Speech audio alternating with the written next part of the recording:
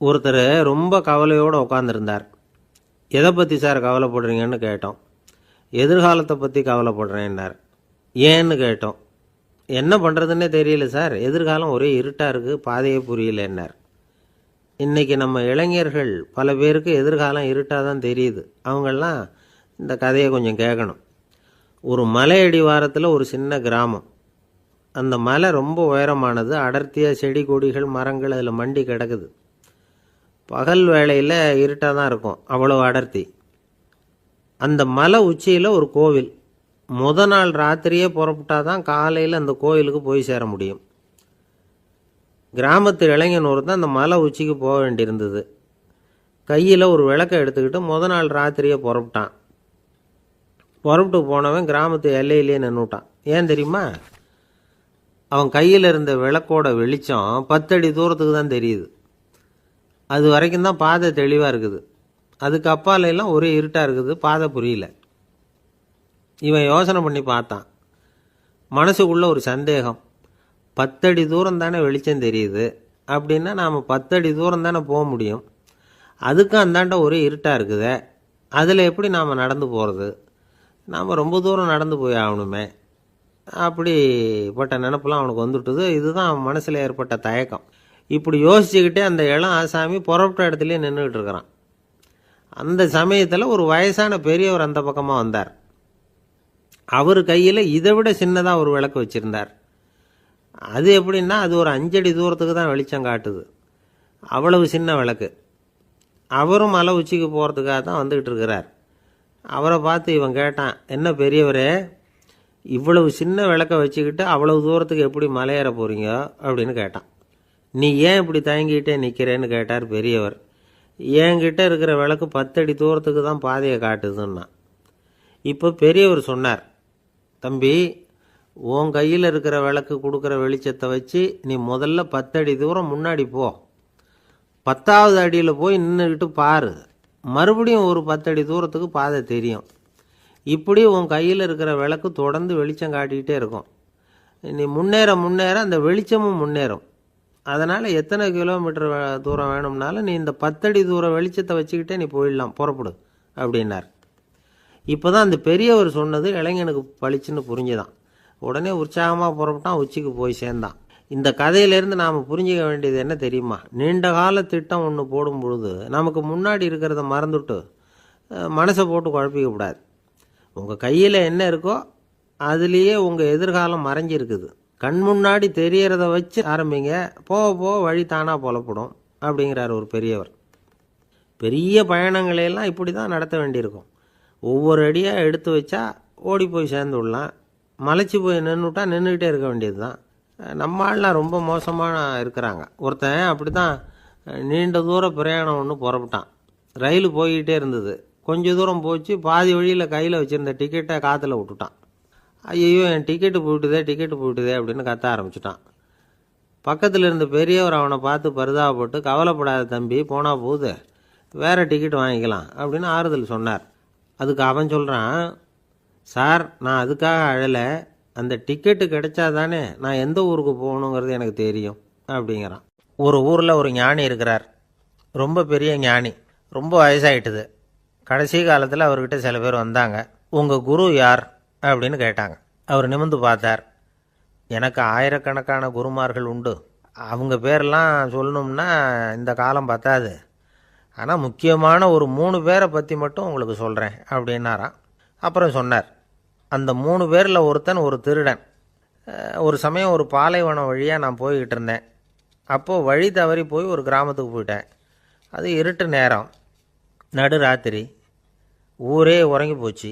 அந்த நேரத்தில் ஒரு ஆள் மட்டும் ஒரு வீட்டு சுவத்தில் ஏதோ பண்ணி உள்ளே நுழையிறதுக்கு முயற்சி பண்ணிகிட்ருக்கிறான். அவங்கிட்ட போய் நான் இன்றைக்கி இங்கே எங்கே தங்க முடியும் அப்படின்னு கேட்டேன். அதுக்கு அவன், இந்த ராத்திரி வேளையில் அது ரொம்ப சிரமம், ஒரு திருடனோட உங்களால் தங்க முடியும்னா நீங்கள் என்னோட தங்கலாம் அப்படின்னா. நான் அவங்க கூட 1 மாதம் தங்கியிருந்தேன். ஒவ்வொரு நாள் ராத்திரியும் இப்போ நான் என்னுடைய வேலைக்கு போகிறேன், நீங்கள் ஓய்வு எடுத்துக்கோங்க அப்படின்னு சொல்லிவிட்டு போவான். அவன் திரும்பி வந்த உடனே உனக்கு ஏதாவது கிடச்சிதான்னு நான் கேட்பேன்.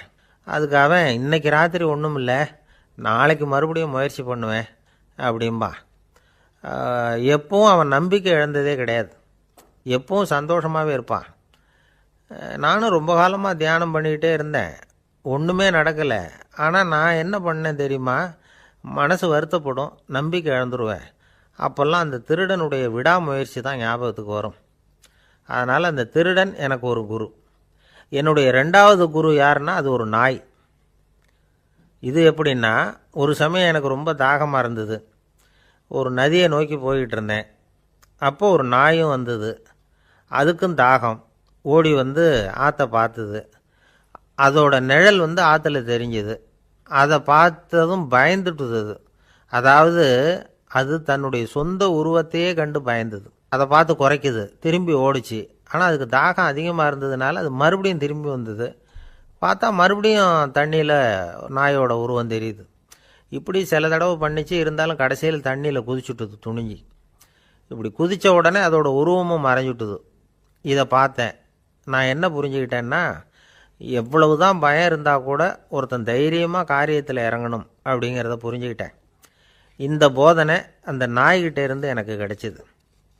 இது ஒன்று. அடுத்தது என்னுடைய 3வது குரு யாருன்னா அது ஒரு சின்ன குழந்தை. நான் ஒரு சமயம் ஒரு நகரத்துக்கு போனேன். அங்கே ஒரு குழந்தை எரிகிற மெழுகுவத்தி ஒன்று எடுத்துக்கிட்டு வந்தது.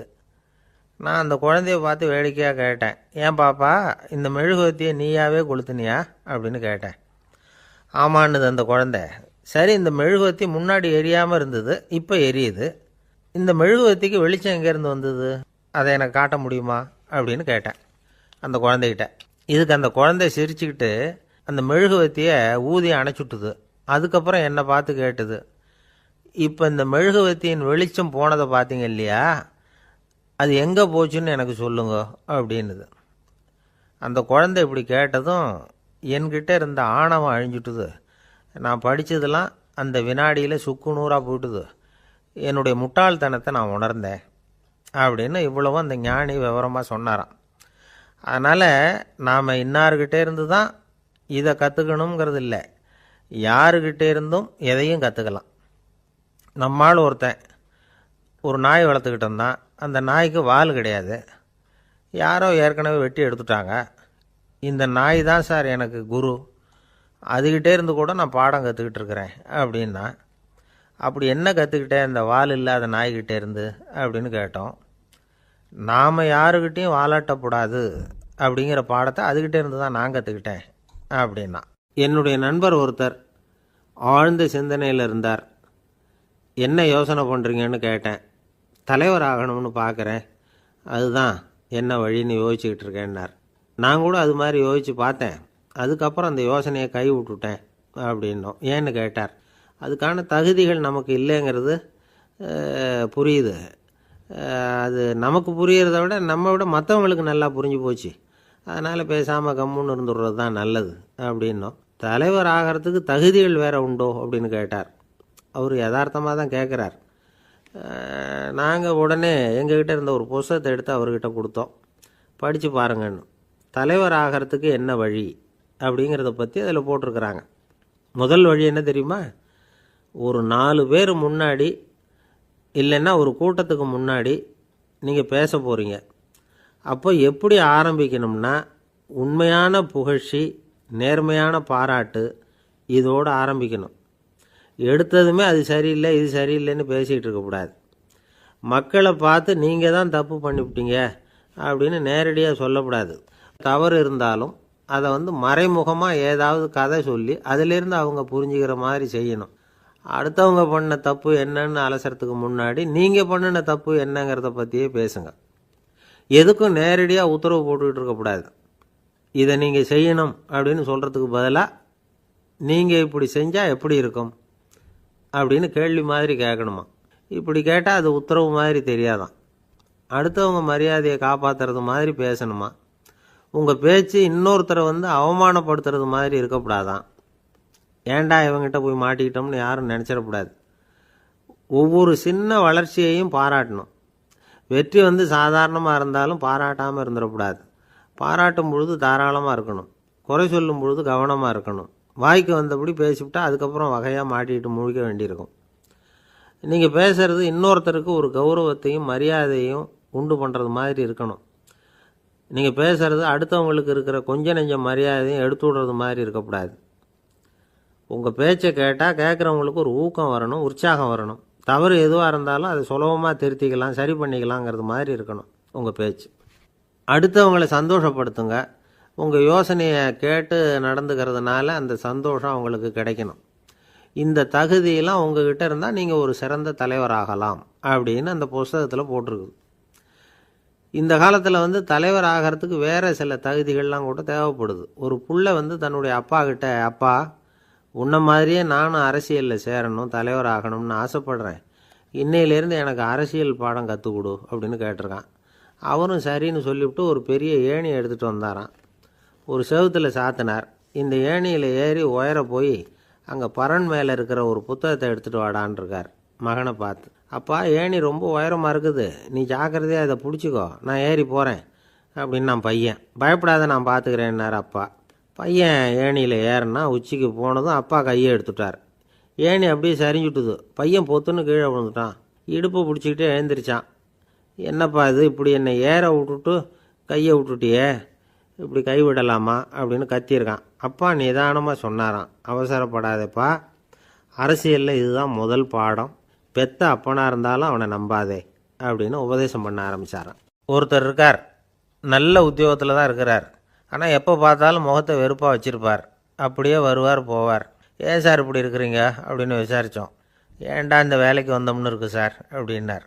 உங்கள் வேலை உங்களுக்கு பிடிக்கலையா அப்படின்னு கேட்டோம். இல்லைன்னார். இப்படிப்பட்டவங்க வெற்றிகரமான வாழ்க்கை வாழ முடியாது.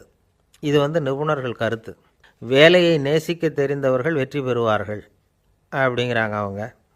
எந்த துறையாக இருந்தாலும் சரி, அந்த துறையில் வெற்றிகரமாக இருக்கிறவங்கள விசாரித்து பாருங்கள்.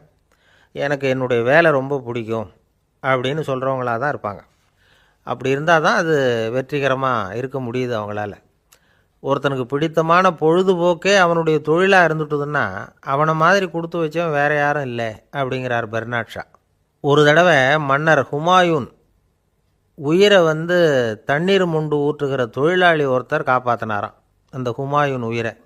உடனே மன்னர் கேட்டிருக்கார், உனக்கு என்ன வேணும்னாலும் கேளு தரேன், உயர் பதவி வேணுமா அப்படின்னு கேட்டாராம். மன்னா, மக்களின் தாகம் தீர்க்கக்கூடிய இந்த பணியை விட உயர்ந்தது உண்டா அப்படின்னாராம் அந்த தொழிலாளி. அவரால் அவருடைய வேலையை நேசிக்க முடிஞ்சுது, அதனால் மகிழ்ச்சியாக இருக்க முடிஞ்சுது.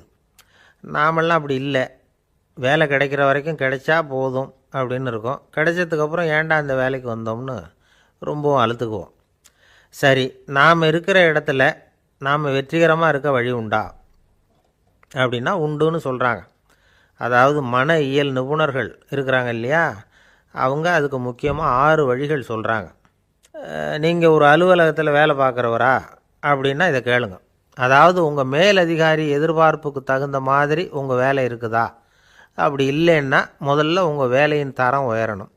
உங்களுக்கு மேலே கீழே வேலை பார்க்குற பணியாளர்கள்கிட்ட நல்ல விதமாக பழகிறீங்களா?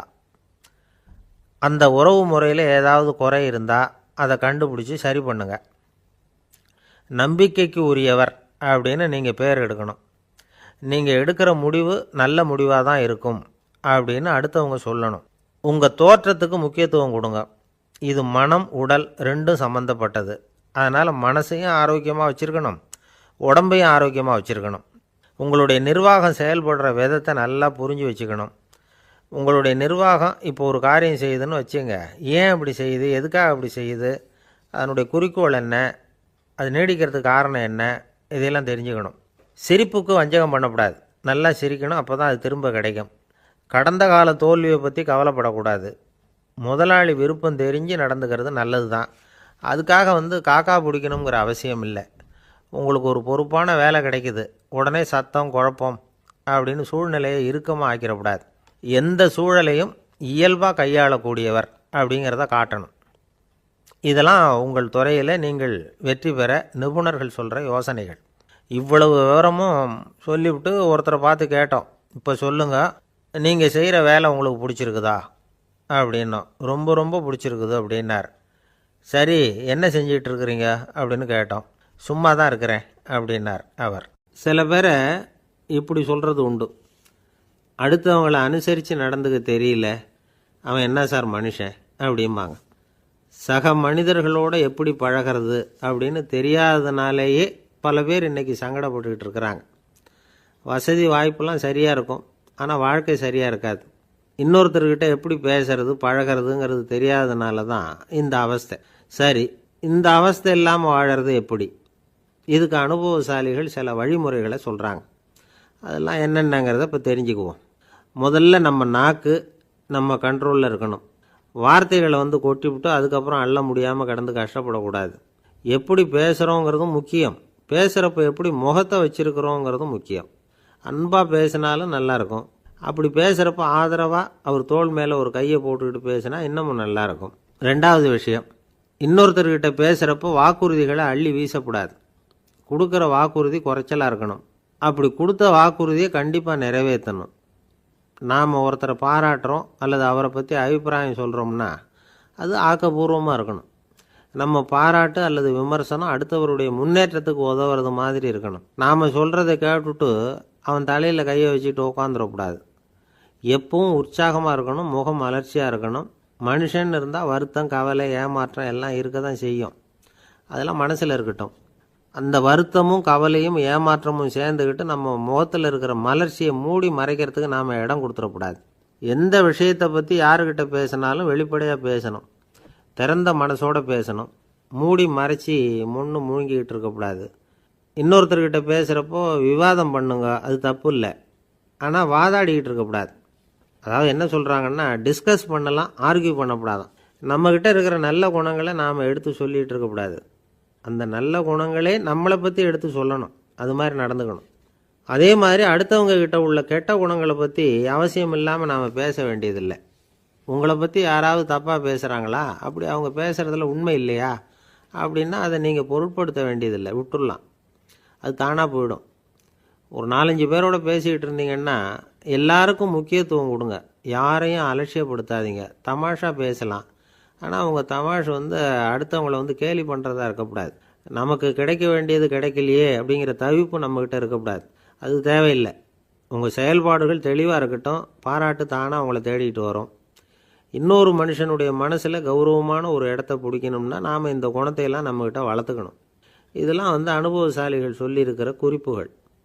இந்த குறிப்புகளை சரியாக புரிஞ்சுக்கணும், அது முக்கியம். தப்பாக புரிஞ்சுக்கிட்டா என்ன ஆகும் தெரியுமா? இதை கேளுங்க. ஒருத்தர் வந்தார், சார் அடுத்தவங்க தோள் மேலே கையை போட்டுக்கிட்டு அன்பாக பேசணும்னு சொன்னீங்க, அப்படி தான் பேசினேன். அவர் முதுகை கூட தட்டி கொடுத்தேன், என் வேலை போயிட்டுது சார், வீட்டுக்கு அனுப்பிச்சிட்டாங்க அப்படின்னார். யாருக்கிட்ட அப்படி பேசுனீங்கன்னு கேட்டோம். என் முதலாளிகிட்ட சார் அப்படிங்கிறார் ரொம்ப சோகமாக. ஒரு அரசனும் அமைச்சரும் ஒரு நாள் ரொம்ப சாவகாசமாக பேசிக்கிட்டு இருந்தாங்களாம். அரசன் அமைச்சரை பார்த்து ஒரு கேள்வி கேட்டிருக்கார். ஏங்க அமைச்சரே, ஆசை இல்லாத ஒரு மனுஷனால் இருக்க முடியுமா அப்படின்னு.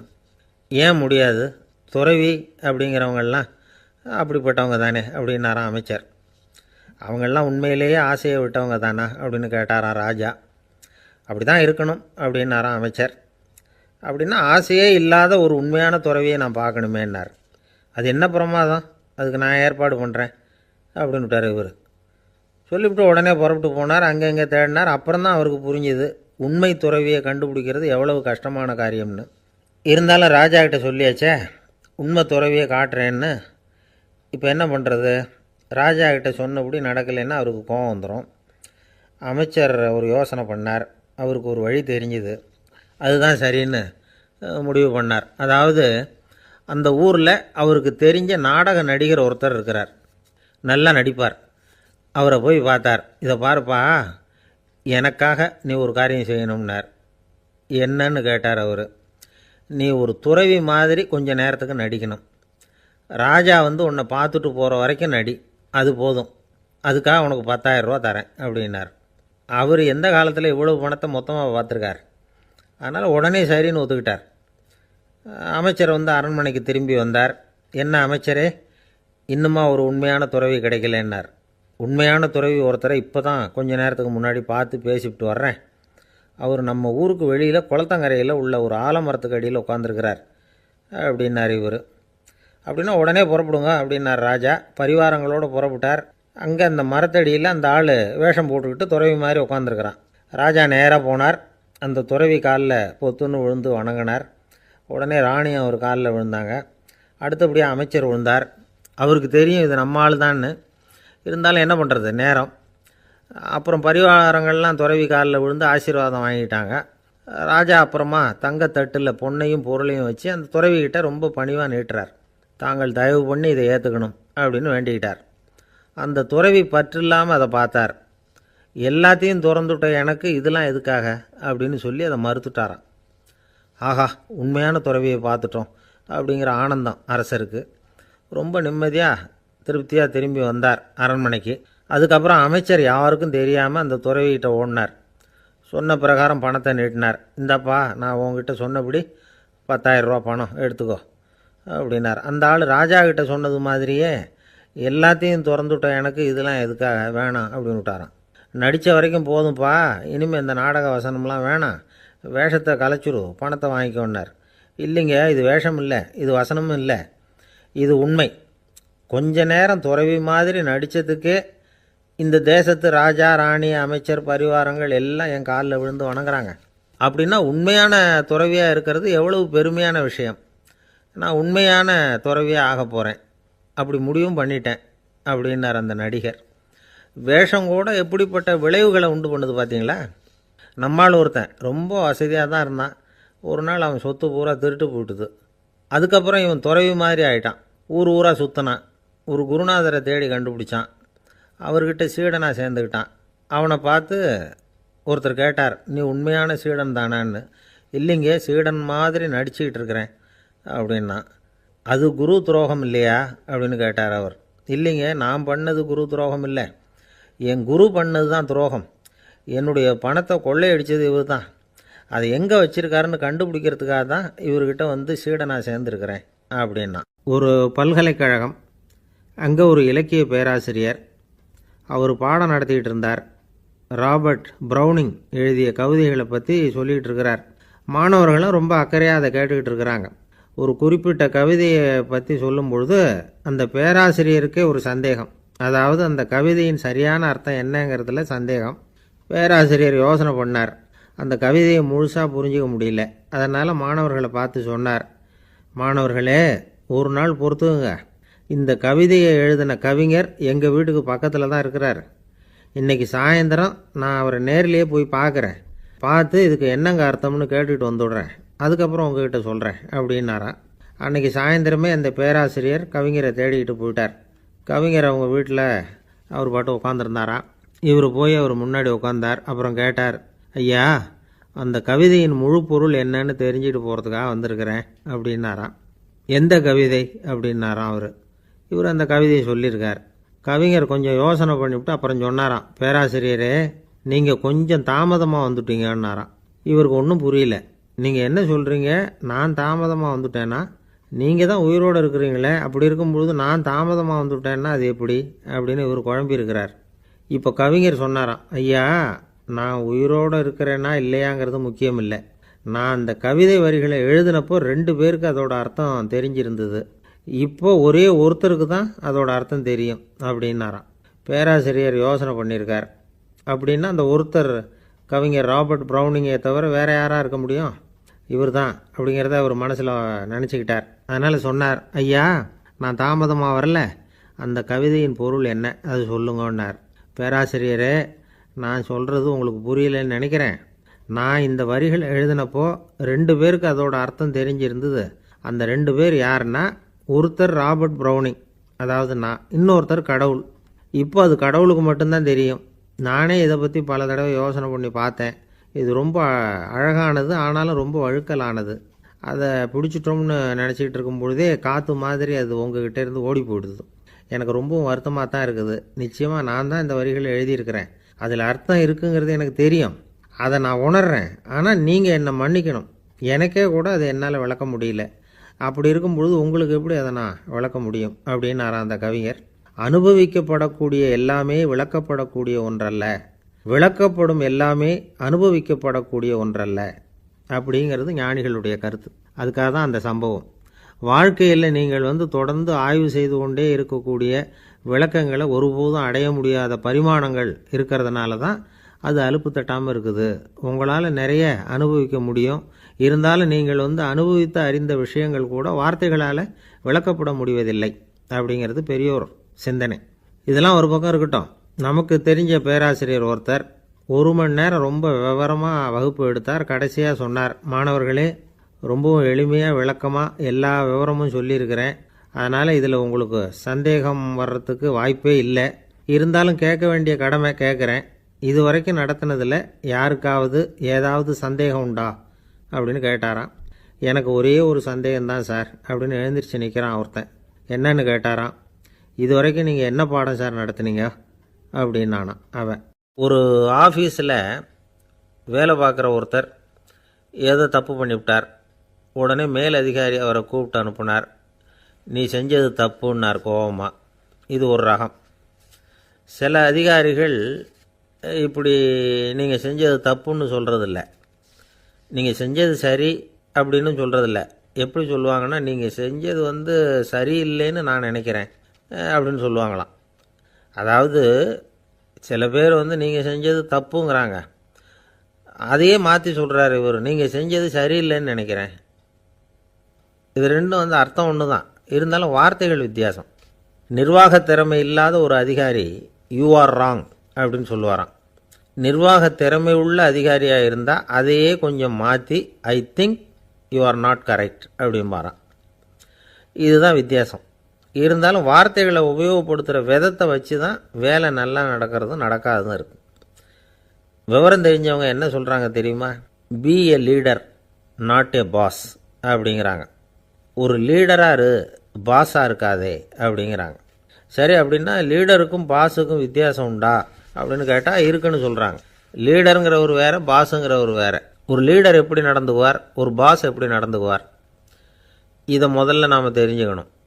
அவங்க எப்படி நடந்துக்குவாங்க அப்படிங்கிறதுக்கு சில விவரங்கள் இருக்குது. அதை கேட்டோம்னா நாம் புரிஞ்சுக்கலாம் அதை. அதாவது பாஸுங்கிறவர் விரட்டிக்கிட்டே இருப்பார், லீடருங்கிறவர் ஊக்கப்படுத்திக்கிட்டே இருப்பார். நாளைக்கு சாயந்தரத்துக்குள்ளே அந்த வேலையை செஞ்சு முடிக்கலைன்னா தொலைச்சி விடுவோம் தொலைச்சி அப்படிம்பார் அவர். இவர் எப்படி சொல்லுவார்னா, இது வரைக்கும் நீங்கள் செஞ்சுருக்கிற வேலை ரொம்ப அற்புதம் அப்படிம்பார். பாஸுங்கிறவர் அதிகாரத்தை நம்பி செயல்படுறவர், லீடருங்கிறவர் நல்லெண்ணத்தை நம்பி செயல்படுறவர். நம்மக்கிட்ட அதிகாரம் இருக்குது, பவர் இருக்குது, அதனால் காரியத்தை சாதிச்சுடலாம் அப்படின்னு நினைக்கிறவர் அவர். மற்றவங்கக்கிட்ட ஒரு நல்ல அபிப்பிராயத்தை சம்பாதிச்சுக்கிட்டு அது மூலமாக காரியங்களை சாதிக்கிறவர் இவர். பாஸுங்கிறவர் பயத்தை உண்டு பண்ணுவார், லீடருங்கிறவர் அன்பை பரவ செய்வார். அதை செய்யலைன்னா ஆடிட்டில் தகராறாயிடும், இது செய்யலைன்னா இன்க்ரிமெண்ட்டு கட் ஆகிடும், இப்படி ஏதாவது சொல்லி பயமுறுத்திக்கிட்டே இருப்பார் அவர். இவர் அப்படி இல்லை. உடம்பு இப்படி இருக்குது, வீட்டில் எல்லோரும் சௌக்கியமாக இருக்கிறாங்களா, ஆஃபீஸில் எல்லாம் வசதியாக இருக்குதா, நான் ஏதாவது உதவி செய்யணுமா அப்படின்னு அன்புக்கு முக்கியத்துவம் கொடுப்பார். பாஸுங்கிறவர் எதுக்கெடுத்தாலும் நான் சொல்லிகிட்டு இருப்பார், லீடருங்கிறவர் நாமன்னு சொல்லிகிட்டு இருப்பார். பாஸுங்கிறவர் தப்புக்கு காரணம் யாருன்னு பார்ப்பார், லீடருங்கிறவர் தப்பு என்னன்னு பார்ப்பார். இதுதான் ரெண்டு பேருக்கு வித்தியாசம். The boss shows who is wrong, the leader shows what is wrong அப்படின்னு சொல்லுவாங்க. இந்த காரியம் எப்படி செய்யப்பட்டிருக்கு அப்படின்னு தெரிஞ்சுக்கிறவர் பாஸ். இந்த காரியத்தை எப்படி செய்யணும்னு செஞ்சு காட்டுறவர் லீடர். பாஸுங்கிறவர் பணியாளர்களை திட்டுவார், லீடர் மரியாதைக்குரியவராக நடத்துவார், அதுக்குரியவராக அவர் நடந்துக்குவார். செய்கிற வேலையை ஒரு சுமையாக நினைக்க வைக்கிறவர் பாஸ், செய்கிற வேலையை ஒரு சந்தோஷமாக ஆக்கிறவர் லீடர். ஒரு முதலாளியாக இருக்கிறவர் அல்லது ஒரு நிர்வாகியாக இருக்கிறவர் இது மாதிரியான நுணுக்கங்களையெல்லாம் தெரிஞ்சு வச்சுக்கிறது நல்லது. ஒரு பாஸ் இருக்கார், அவர் ஒரு நாள் ரொம்ப பெருமையாக தன்னோட ஆஃபீஸை பற்றி பேசிக்கிட்டு இருந்தார். எனக்கு கீழே 200 பேர் வேலை செய்கிறாங்க சார், நான் ஒரு கோடு கிழிச்சா அவங்க அதை தாண்டாத அளவுக்கு நான் நடந்துக்கிறேன் சார் அப்படின்னார் அவர். அது எப்படி முடியுது உங்களால் அப்படின்னு கேட்டோம். நான் கோடே கிழிக்கிறதில்ல சார் அப்படின்னார். அரேபிய நாடு, அங்கே ஒரு ஆட்சி தலைவர், அரேபிய நாட்டு ஆட்சி பொறுப்பை ஏற்றுக்கிட்டவர். அவர் ஆட்சி பொறுப்பை ஏற்றுக்கிட்ட பிறகு ஒரு நாள் ஒரு தெருவில் நடந்து போய்கிட்டு இருந்தார். அவர் தோளில் ஒரு பெரிய துணி மூட்டை, அதை சுமந்துக்கிட்டு கடத்தெருவை நோக்கி அவர் போய்கிட்டு இருக்கிறார். வழியில் அவரை சந்தித்தார் உமர். அவர் கேட்டார், கலீஃபா அவர்களே, எங்கே புறப்பட்டுட்டீங்க அப்படின்னு கேட்டார். கலீஃபான்னா ஆட்சி தலைவர்னு அர்த்தம். இதுக்கு அவர் சொன்னார், நான் துணி வணிகம் செய்கிறவன், அதனால் துணி வியாபாரம் செய்கிறதுக்காக போயிட்டுருக்கிறேன்னார். நீங்கள் இப்போ இந்த நாட்டுக்கு ஆட்சி தலைவர், ஆட்சி பொறுப்பில் இருக்கிறீங்க, நீங்கள் வியாபாரம் செய்ய போட்டால் அரசு பணிகளை செய்கிறது யார் அப்படின்னு கேட்டார் அவர். நான் அரசு பணிகளை மட்டுமே செஞ்சுக்கிட்டு இருந்தா என் குடும்பத்தை காப்பாற்றுறது யார் அப்படின்னு கேட்டார் அவர். இப்படி கேட்டவர் யார் தெரியுமா? அவர் தான் அபூபக்கர், இறை தூதர் முகமது அவர்களுக்கு பிறகு கலீஃபாவாக தேர்ந்தெடுக்கப்பட்டவர். அப்போலாம் ஆட்சி தலைவர்களுக்கு சம்பளம்னு எதுவும் கிடையாது. இந்த பிரச்சனையை எப்படி தீர்க்கிறதுன்னு யோசனை பண்ணார் உமர். அபு உபைதா அவர்கள்கிட்ட அழைச்சிட்டு போனார். அவர் யாருன்னா, அவர் தான் பொது நிதி கருவூலத்தின் பொறுப்பாளர். அவர்கிட்ட பிரச்சனையை சொன்னார். இது மாதிரி ஆட்சி தலைவருக்கு பொது நிதியிலிருந்து ஊதியம் அளிக்க முடியுமான்னு கேட்டார். பொது நிதி விதிகளின்படி அதுக்கு சாத்தியம் இல்லைன்னு சொல்லிவிட்டார் அவர். சரி, வேற ஏதாவது வழி இருக்குதான்னு கேட்டார் உமர். அபு உபைதா கொஞ்சம் யோசனை பண்ணி பார்த்தார். அப்புறமா சொன்னார், மக்காவிலிருந்து மதீனாவுக்கு குடிபெயர்ந்து வந்த அகதிகளுக்கு நிதி உதவி அளிக்கிறதுக்கு விதிகளில் இடம் இருக்கு. அப்படி பார்த்தா அபூபக்கரும் அகதி தானே, அதனால் எல்லா அகதிகளுக்கும் கொடுக்கறது மாதிரியே அவருக்கும் ஒரு தொகை அளிக்கலாம்னார். கலீஃபா அபூபக்கருக்கு இந்த அகதி உதவி தொகையைத்தான் கொடுத்துட்டு வந்தாங்களாம். குடும்ப செலவுக்கு அது போதுமானதாக இல்லை. இருந்தாலும் கலீஃபாங்கிறதுக்காக மற்ற அகதிகளை விட அதிகமாக தொகையை பெற அவர் விரும்பலை. மார்பு பக்கம் கிழிஞ்சிருந்த ஒரு மேலாடையை தான் அவர் அணிஞ்சிருந்தார். அவருடைய துணைவியார் அஸ்மா, அவங்க ஒரு நாள் தேன் அருந்த ஆசையாக இருக்குன்னாங்களாம். நமக்கு கிடைக்கிற ஊதியம் குடும்ப செலவுக்கே போதுமானதா இல்லையே, இந்த நிலையில் தேன் வாங்கிறதுக்கு காசுக்கு நான் எங்கே போவேன்ருக்கார் அவர். கொஞ்ச நாள் கழித்து அவங்க ஒரு தொகையை அவர்கிட்ட கொடுத்து தேன் வாங்கிட்டு வர சொன்னாங்களாம். இவருக்கு ஆச்சரியம், ஏது இந்த பணம்னு கேட்டிருக்காரு. நீங்கள் தினமும் குடும்ப செலவுக்காக கொடுத்துக்கிட்டு வந்த பணத்தில் கொஞ்சம் கொஞ்சமாக மிச்சப்படுத்தி வச்சேன்னாங்களாம். அபூபக்கர் அந்த பணத்தை எடுத்துக்கிட்டு நேராக பொது நிதி கருவூல பொறுப்பாளர்கிட்ட போனார். இந்த பணத்தை பொது நிதியில் சேர்த்துருங்க, இது அதிகப்படியாக எனக்கு தரப்பட்டு வந்த ஊதியம், அடுத்த மாதத்துலேருந்து இந்த தொகையை குறைச்சிங்கன்னு வேற சொல்லிவிட்டாராம். பசியை தணிக்க தேவையான அளவு உணவு, ஒரு ஜோடி உடை, இதை தவிர கூடுதலாக மக்கள் பொது நிதியிலிருந்து வாங்கிக்கிறதுக்கு என் குடும்பத்தாருக்கு உரிமை இல்லை அப்படின்னு சொல்லி கண்டிப்பாக சொல்லிவிட்டாராம். அவர் வாங்கிட்டு வந்த அந்த குறைந்த ஊதியம் கூட அவர் மனசை உறுத்திக்கிட்டே இருந்தது. கடைசி நேரம் அவர் தம்முடைய மகள் ஆயிஷா அவர்கள் அழைச்சார். மகளே, இதுவரைக்கும் பொது நிதியிலிருந்து நான் வாங்கிட்டு வந்த தொகை என்னுடைய இதயத்தில் பாரமாக அழுத்திக்கிட்டு இருக்கு. என் தோட்டத்தை விற்று அதில் வர்ற பணத்திலிருந்து நான் இதுவரைக்கும் வாங்கிட்டு வந்த ஊதிய தொகையை கணக்கு போட்டு பொது நிதியில் சேர்த்துடு அப்படின்னாராம். பதவி ஏற்கிறதுக்கு முன்னாடி தன்கிட்ட இருந்ததை விட இப்போ கூடுதலாக என்ன சொத்து இருக்குன்னு பார்த்துருக்கார். ஒரு ஒட்டகம், ஒரு கோப்பை, ஒரு பணியாள். இதையும் அடுத்தபடியாக கலீஃபாவா வர்றவர்கிட்ட ஒப்படைச்சிருங்க அப்படின்னு விட்டாராம். அதே மாதிரி அடுத்து வந்த உமர்கிட்ட ஒப்படைச்சாங்க. அப்போ உமர் சொன்னாராம், அபூபக்கரே, இந்த முன்மாதிரியால் உங்களுக்கு பிறகு இந்த ஆட்சி பொறுப்பை ஏற்கிறவர்களை பெரும் நெருக்கடிக்கு ஆளாகி விட்டீங்க அப்படின்னு சொல்லி ரொம்ப கண் கலங்கினாராம். கடைசியாக அபூபக்கர் தன்னுடைய குடும்பத்தாருக்கு விட்டு சென்ற சொத்து ஒரு படுக்கை விரிப்பு, ஒரு போர்வை, அவ்வளவுதான். இது சிந்திக்க வேண்டிய ஒரு செய்தி. ஒரு ஊரில் ஒரு மன்னர் இருந்தாராம். அமைச்சர் அவர்கிட்ட சொன்னாராம், மன்னா, நம்ம ராஜ்யத்தில் இனிமே லஞ்ச ஊழலே இருக்காதுன்னாராம். ஆஹா, அப்படின்னா ஊழல் பேர் வழிகளையெல்லாம் நாடு கடத்தியாச்சா அப்படின்னு கேட்டிருக்காரு மன்னர். இதுக்கு அவர், அப்படி இல்லைங்க, இனிமே கொடுக்கறதுக்கு ஜனங்கள்கிட்ட பணமே இல்லை அப்படின்னாராம். இயேசுநாதர்கிட்ட ஒருத்தர் கேட்டாராம், இயேசுவே, என்னை எவ்வளவு நேசிக்கிறீர்கள் அப்படின்னு. அவர் தன்னுடைய இரு கைகளையும் அகல விரித்து இவ்வளவு என்று சொல்லி சிலுவையில் உயிர் நீத்தார் அப்படின்னு சொல்லுவாங்க. அதாவது அந்த நேசிப்புக்கு எல்லை கிடையாது, அதே போல் மன்னிப்புக்கும் எல்லை கிடையாது. இது இயேசுநாதர் சொல்லி கொடுத்த ஒரு பாடம். இயேசுனுடைய சீடர்களில் ஒருத்தன் பீட்டர், அவன் ஒரு நாள் இயேசுநாதர்கிட்ட கேட்டிருக்கான், இயேசுவே, நான் என்னுடைய தம்பிக்கிட்ட அடிக்கடி சண்டை போட்டுக்கிட்டு இருக்கிறேன், என்னுடைய சகோதரன் கூட. அவனை நான் எத்தனை தடவை மன்னிக்கிறது?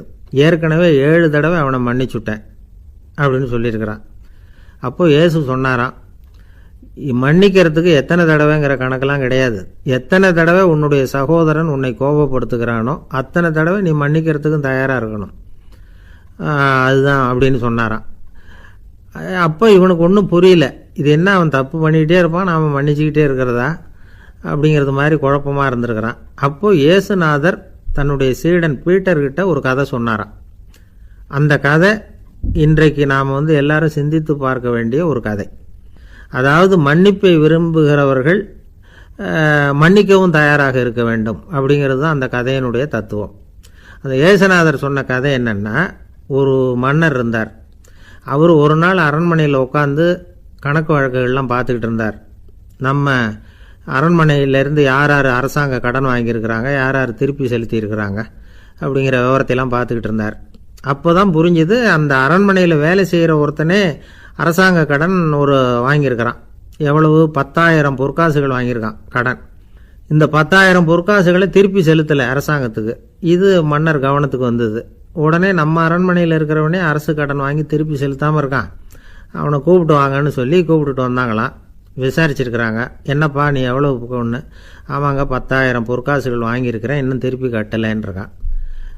உடனே அவர் மன்னர் சொல்லியிருக்கிறார், நம்ம சட்டத்திட்டப்படி நீ உடனே பணத்தை திருப்பி கட்டிடு. அப்படி உன்னால் கட்ட முடியலன்னா உன்னுடைய வீடு வாசல் சொத்து சுகம் எல்லாத்தையும் விற்று அந்த பணத்தை அரசு கருவூலத்தில் சேர்த்துக்கிறதுக்கு நானே ஏற்பாடு பண்ணிடுறேன் அப்படின்னு அந்த மன்னர் சொன்னாராம். இவன் அப்படியே அதிர்ச்சி ஆகிட்டான். அப்படியே பொத்துன்னு காலில் விழுந்தானா, மன்னா என்னை மன்னிச்சுங்க, என்னால் முடியல, எனக்கு மன்னிப்பு கொடுங்க அப்படின்ட்டுருக்கான். உடனே அவர் எழுந்திரிச்சு, சரி நீ மன்னிப்பு கேட்டுவிட்ட, அதனால் உன்னை மன்னிக்கிறேன், நீ பணம் கட்ட வேண்டாம் அப்படின்னு சொல்லி அந்த மன்னர் அவனை விட்டுட்டாராம். பணத்தையும் தள்ளுபடி போட்டார், நீ திருப்பி கட்ட வேண்டான்னு. இவனுக்கு ரொம்ப மகிழ்ச்சி. அதனால் ரொம்ப உல்லாசமாக வந்துகிட்டு இருக்கிறான். தெருவில் வந்துக்கிட்டு இருக்கிறப்ப இவங்கிட்ட கடன் வாங்கின ஒருத்தன் எதுக்கு வந்துக்கிட்டு இருக்கான். அவன் இவங்கிட்ட ஒரு 100 பொற்காசுகள் கடன் வாங்கியிருக்கான். அவன் வந்தான், இவன் போய் அவன் சாட்டையாக பிடிச்சிக்கிட்டான், நீ எப்படா என் கடனை திருப்பி கொடுக்க போகிறேன்னு. அவன் இப்போ முடியல, கொஞ்சம் பொறுத்துக்கா, அப்புறம் தரேன் இருக்கான். அதெல்லாம் முடியாது, நீ கொடுத்து தான் ஆகணும் அப்படின்னு இவன் புடிவமாக சொல்கிறான். இப்போ நிலைமையை பாருங்கள், இவன் ஏற்கனவே 10,000 பொற்காசுகள் அரசாங்கத்தில் கடன் வாங்கினா அதுக்கு மன்னிச்சு விட்டுட்டார் இவனை. ஆனால் இவன் இன்னொருத்தனை மன்னிக்கிறதுக்கு தயாராக இல்லை. இவங்கிட்ட கடன் வாங்கின இன்னொருத்தன் 10 பொற்காசுகள், அவனை மன்னிக்க தயாராக இல்லை. அவனை கொண்டு போய் நீதிமன்றத்தில் கொண்டு போய் நிறுத்தி தண்டனை வாங்கி கொடுத்துட்டான். நீதிபதி என்ன சொன்னார், அந்த இவன் வாங்கின பொற்காசுகளை திருப்பி கட்டுற வரைக்கும் ஜெயிலில் இருக்கணுங்கிறது தீர்ப்பு. ஆனால் உடனே அரசர் காதில் விழுந்தது. சொல்லிட்டாங்க, உங்ககிட்ட மன்னிப்பு வாங்கிட்டு போனானே ஒருத்தன், அவன் இன்னொருத்தனை மன்னிக்கிறதுக்கு தயாராக இல்லை, அவனை கொண்டு போய் ஜெயிலில் அடைச்சிட்டான் அப்படின்னு. உடனே மன்னர் பார்த்தார், இவனை மறுபடியும் கூப்பிட்டு வர சொன்னார். தபாரப்பா, நான் உன்னை மன்னிச்சு விட்டேன், ஆனால் நீ இன்னொருத்தனை மன்னிக்கிறதுக்கு தயாராக இல்லை, அதனால் என்னுடைய தீர்ப்பையும் மாற்றுறேன், நீயும் அரசு கடன் தீர்ற வரைக்கும் ஜெயிலில் தான் இருக்கணும் அப்படின்னு சொல்லி ஜெயிலுக்கு அனுப்பிச்சிட்டாராம். இப்படி ஒரு கதையை இயேசுநாதர் தன்னுடைய சீடருக்கு சொன்னதாக ஒரு வரலாறு. அது என்ன, அதிலேருந்து நாம் புரிந்து கொள்ள வேண்டியதுன்னா, நாம் மன்னிக்கப்படணும்னு நாம் விரும்புகிறோம்னா நாம் இன்னொருத்தரை மன்னிக்கிறதுக்கு தயாராக இருக்கணும். அதனால் நாம் இன்னொருத்தரை யாரையும் மன்னிக்க மாட்டோம், ஆனால் என்ன இன்னொருத்தர் மன்னிக்கணும் அப்படிங்கிறது மாதிரி செய்யக்கூடாதுன்னு சொல்லுவாங்க. அது மாதிரி நாம் இப்போ இது தப்பாக புரிஞ்சுக்கிறவங்களும் இருக்கிறாங்க. பாவம் மன்னிப்புங்கிறதுலாம் எதுக்குன்னா, அதாவது மறுபடியும் பாவம் செய்யாமல் இருக்கிறதுக்காக தான். அதான் மன்னிக்கிறாரே அப்படிங்கிறதுக்காக மறுபடியும் பாவம் பண்ணிகிட்டு இருக்கிறது இல்லை. அதான் ஒருத்தர் கேட்டாராம், பாவத்திலேருந்து மன்னிப்பு கிடைக்கணும்னா நீ என்ன செய்யணும் அப்படின்னு கேட்டிருக்கார். அதுக்கு அவன் சொல்லியிருக்கிறான், நான் முதல்ல பாவம் செய்யணும், அப்போ தானே மன்னிப்பு கிடைக்கும் அப்படின்னு நானா. இப்படிப்பட்டவர்கள் தான் இன்றைக்கி உலகத்தில் அதிகமாக இருக்கிறாங்க. அதனால் இந்த மன்னிப்பின் மகத்துவங்கிறது இயேசுநாதர்கிட்டேருந்து தான் நாம் புரிஞ்சுக்கணும். அந்த இயேசு சொன்ன அந்த மன்னிக்கிற மனோபாவம் இருந்தால் இன்றைக்கி உலகம் பூராவும் அமைதி பூங்காவாக இருக்கும். அதில் ஒன்றும் ஆச்சரியமே இல்லை, அதில் ஒன்றும் சந்தேகமும் இல்லை. அதனால் மன்னிக்கிற மனோபாவத்தை நாம் எல்லாரும் நமக்குள்ளே வளர்த்து கொள்ள வேண்டும் அப்படிங்கிறது தான் நாம் இன்றைக்கு எல்லோரும் சிந்தித்து பார்க்க வேண்டிய ஒரு செய்தி. ஆள் ராமகிருஷ்ணரை தேடி வந்தான். அவன் கையில் 1000 பொற்காசுகள் வச்சுருந்தான். அதை அவர்கிட்ட கொடுத்து இதை ஏற்றுக்கணும் அப்படின்னு ரொம்ப பணிவாக கேட்டுக்கிட்டான். அவர் பார்த்தார், இது எனக்கு தேவையில்லை, ஆனாலும் உன்னுடைய மனசை புண்படுத்துறதுக்கு நான் விரும்பலை, அதனால் நீ கொடுக்குறத வாங்கிக்கிறேன்னார். வாங்கிக்கிட்டார். அப்புறம் கேட்டார், இதை பாரு, இனிமேல் இதெல்லாம் என்னுடைய இது தானே அப்படின்னார். ஆமாம், அதையெல்லாம் நான் உங்களுக்கே கொடுத்துட்டேன்னா அவன். சரி, இப்போ நீ எனக்காக ஒரு காரியம் பண்ணணும்னார். என்ன செய்யணும்னு சொல்லுங்கன்னா, இந்த நாணயங்களையெல்லாம் எடுத்துக்கிட்டு போய் கங்கை நதியில் எரிஞ்சுட்டு வா அப்படின்னார். இவனுக்கு அதிர்ச்சியாக போச்சு. என்ன பண்ணுறது, இனிமேல் அது முடியாதுன்னு சொல்ல முடியாது. ஏன்னா அந்த நாணயங்களையெல்லாம் அவருக்கே கொடுத்துட்டான். இனிமேல் அதெல்லாம் இவனுடையது இல்லை. பேசாமல் அவ்வளோவே அள்ளிக்கிட்டு ஆத்தங்கரைக்கு போனான். போனவன் ரொம்ப நேரம் திரும்பியே வரல. ராமகிருஷ்ணருக்கு சந்தேகம், என்ன ஆச்சு அந்த மனுஷனுக்கு, காசுகளோடு அந்த கங்கையில் குதிச்சுட்டானா, போகும்பொழுதே ஒரு மாதிரியாக தான் போனான். போய் என்னன்னு பார்த்துட்டு வாங்க அப்படின்னார். அங்கே இருந்த ஒருத்தர் ஓடி போய் பார்த்தார். அவர் போய் பார்க்கும்பொழுது அவன் அங்கேயே இருந்தான். அதுக்கப்புறம் அவர் திரும்பி வந்தார். வந்து விவரத்தை சொன்னார். அதாவது அவன் கங்கை கரையில் உட்காந்துக்கிட்டு ஒவ்வொரு நாணயமாக 1 2ன்னு எண்ணி எண்ணி வீசிக்கிட்டு இருக்கிறான். அவனை சுற்றி ஒரு கும்பல் நின்றுக்கிட்டு அவனை தடுத்துக்கிட்டு இருக்குது அப்படின்னு விவரத்தை சொன்னார் போயிட்டு வந்தவர். இதை கேட்டதும் ராமகிருஷ்ணரே புறப்பட்டு அங்கே போனாராம். என்ன இப்படி பண்ணிகிட்டு இருக்கிற? நான் உன்னை அந்த நாணயங்களை கங்கையில் வீசி எறிய சொன்னேன். நீ ஏன் அதை எண்ணிக்கிட்டு இருக்கிற அப்படின்னார்.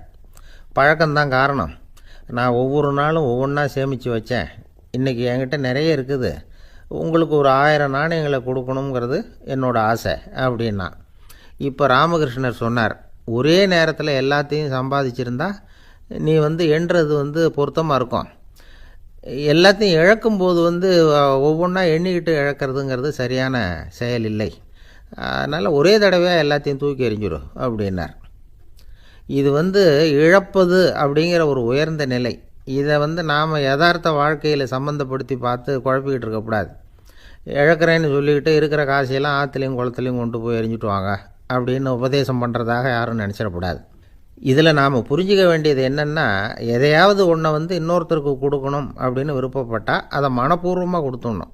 கொடுத்துட்டு அதையே நினச்சிக்கிட்டு இருக்கக்கூடாது. நம்மால் ஒருத்தர் ஒரு 100 ரூபா நோட்டை தன்னுடைய நண்பர் ஒருத்தர்கிட்ட கொடுத்து, இது உனக்கு தான் வச்சுக்கோ அப்படின்னார். அவர் பார்த்தார். இது இனிமேல் எனக்கு தானே சொந்தம் அப்படின்னார். ஆமான்னார் அவர். அப்படின்னா எனக்காக நீ ஒரு உதவி செய்யணும்னார். சொல்லுங்கள் செய்கிறேன்னார் அவர். இந்த 100 ரூபா நோட்டை தீ வச்சு கொளுத்தி விடுன்னார். இவர் அதிர்ச்சியாகி அவரை பார்த்தார். இப்போ அவர் சொன்னார், நீ எனக்கு அன்பாக கொடுத்தது இது. இந்த நோட்டு கள்ள நோட்டுங்கிறது எனக்கு முன்னாடியே தெரியும். சீக்கிரம் கொளுத்தி விடு, அதுதான் நம்ம 2 பேருக்குமே நல்லது அப்படின்னாராம் அவர். நம்பிக்கை இல்லைன்னா இந்த உலகத்தில் நாம் நடமாடவே முடியாது. அவநம்பிக்கையோடு இருந்துக்கிட்டு இருந்தால் என்றைக்கும் அவஸ்தை தான். நாம் நம்புறது நடக்குதோ இல்லையோ அது வேறு விஷயம். ஆனால் எதையும் நம்பி தான் நாம் அடி வைக்க வேண்டியிருக்கு. வேறு ஒன்றும் வேணாம், ஒரு லாட்ரி சீட்டு வாங்குகிறோம். அது எங்கே நமக்கு விழப்போகுது அப்படிங்கிற அவநம்பிக்கையோடவா வாங்குகிறோம்? பரிசு நமக்கு தான் அப்படிங்கிற நம்பிக்கை உள்ளூர இருக்கிறதுனால தான் அதை வாங்குகிறோம். இருந்தாலும் முடிவு வேறு மாதிரி ஆகிடுது. அதுக்காக மனசு சோர்ந்து போகிறதில்ல. அடுத்த மாதமும் சீட்டு வாங்குகிறோம். இந்த நம்பிக்கை தான் மனித வாழ்க்கைக்கு ஆதாரம். ஒரு கடையில் போய் டீ சாப்பிட்றீங்க. அந்த டீ நல்ல டீ தானா, அதில் விஷம் கலந்துருக்குமா அப்படிங்கிற சந்தேகம் வந்துட்டுதுன்னு வச்சுங்க. அதுக்கப்புறம் அதை எப்படி நீங்கள் சாப்பிட முடியும்? நம்பி தான் சாப்பிட்ணும். ரயில் ஒழுங்காக போய் சேருங்கிற நம்பிக்கை இருக்கிறதுனால தான் அதில் ஏறி உட்காடுறோம். லெட்டர் ஒழுங்காக போய் சேருங்கிற நம்பிக்கை இருக்கிறதுனால தான் பெட்டியில் போடுறோம். சரி, நம்ம கதையெல்லாம் நம்மளோட இருக்கட்டும். மனித நம்பிக்கை எந்த அளவுக்கு உறுதியாகவும் அறிவுபூர்வமாகவும் இருக்கணுங்கிறதுக்கு அலெக்சாண்டர் வாழ்க்கையில் நடந்த ஒரு சம்பவத்தை உதாரணமாக சொல்லலாம். இந்த உலகத்தையே ஜெயிக்கணும்னு புறப்பட்டார் அலெக்சாண்டர். ஒரு கட்டத்தில் அவர் சிட்னஸ் நதி கரைக்கு சேர்ந்தார். அந்த சமயத்தில் அவருக்கு கடுமையான நோய் வந்துட்டுது. அவர் கூடவே வந்திருந்த கிரேக்க வைத்தியர்கள் என்னென்னமோ முயற்சியெல்லாம் பண்ணி பார்த்தாங்க. இருந்தாலும் அலெக்சாண்டருக்கு வந்திருக்கிறது என்ன நோய்ங்கிறத அவங்களால கண்டுபிடிக்க முடியல. ஏன்னா அந்த பகுதியில் உள்ளவங்களுக்கு மட்டுமே அதிகமாக வரக்கூடிய ஒரு வினோதமான நோயாக இருந்தது அது. ஆனால் அவர் இருக்கிற இடம் எதிரியோட இடம், பாரசீக மன்னனோட ஆளுகைக்கு உட்பட்ட இடம். என்ன பண்ணுறது அப்படின்னு எல்லாரும் யோசனை பண்ணாங்க. பாரசீக மன்னனோட அரண்மனையில் இருக்கிற வைத்தியர் வந்தால் இந்த நோயை குணப்படுத்தி விடுவார் அப்படின்னு சொன்னாங்க. இருந்தாலும் எதிரியோட நாட்டில் இருக்கிற வைத்தியரை கூப்பிட்டு எப்படி நம்பி வைத்தியம் பார்க்க சொல்கிறது அப்படின்னு சொல்லி எல்லோரும் தயங்கினாங்க. ஆனால் அலெக்சாண்டர் தயங்கலை. பரவாயில்ல, அழைச்சிட்டு வாங்கன்னு விட்டார். உடனே அவரை போய் அழைச்சிட்டு வந்துட்டாங்க. அவர் வந்தார். அலெக்சாண்டர் உடம்பை பரிசோதனை பண்ணி பார்த்தார். சரி, இதை குணப்படுத்தி விடலாம், பயப்பட வேண்டியதில்லை. ஆனால் இதுக்கு ஒரு மூலிகை ரசம் தயார் பண்ணி கொடுக்கணும். நான் போய் அதை தயார் பண்ணிவிட்டு 2 நாளில் திரும்பி வந்துடுறேன் அப்படின்னு சொல்லிவிட்டு போனார் அந்த வைத்தியர். அதே மாதிரி 2 நாளில் திரும்பி வந்தார் மூலிகை ரசத்தோட. இதுக்கு இடையில் அலெக்சாண்டரோட தளபதிகளில் ஒருத்தர் ரகசியமாக ஒரு எச்சரிக்கை கடிதம் கொடுத்து அனுப்பியிருக்கிறான். அதை வாங்கி என்ன விஷயம்னு பார்த்தார்.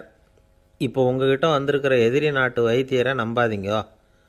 அவன் கொண்டுகிட்டு வந்திருக்கிற மூலிகை ரசத்தில் விஷம் கலந்துருக்குது அப்படின்னு அதில் எழுதியிருக்கு. அதை பார்த்தார் அலெக்சாண்டர். இருந்தாலும் கொஞ்சம் கூட அலட்டிக்கலை. வைத்தியர் கொடுத்த மருந்தை வாங்கி கடகடன்னு குடிச்சுட்டு அதுக்கப்புறம் அந்த கடிதத்தில் இருந்த விஷயத்தை அந்த வைத்தியர்கிட்ட சொன்னார். வைத்தியர் திகைச்சு போயிட்டார். தன் மேலே அலெக்சாண்டர் வச்சிருக்கிற நம்பிக்கையை பார்த்து அவருக்கு ரொம்ப வியப்பு. வைத்தியர் உண்மையிலேயே நல்ல மருந்து தான் கொண்டுகிட்டு வந்து கொடுத்துருக்கிறார், அதில் விஷம்லாம் எதுவும் கலக்கலை. அதுக்கப்புறம் அலெக்சாண்டர் அந்த வைத்தியரை பார்த்து சொன்னாராம், நம்பிக்கைங்கிற அச்சாணியை ஆதாரமாக வச்சுக்கிட்டு தான் இந்த உலகம் சுற்றிக்கிட்டு இருக்குது. எனக்கு எதிரியாக இருந்தாலும் பாரசீக மன்னர் ரொம்ப பெரியவர்.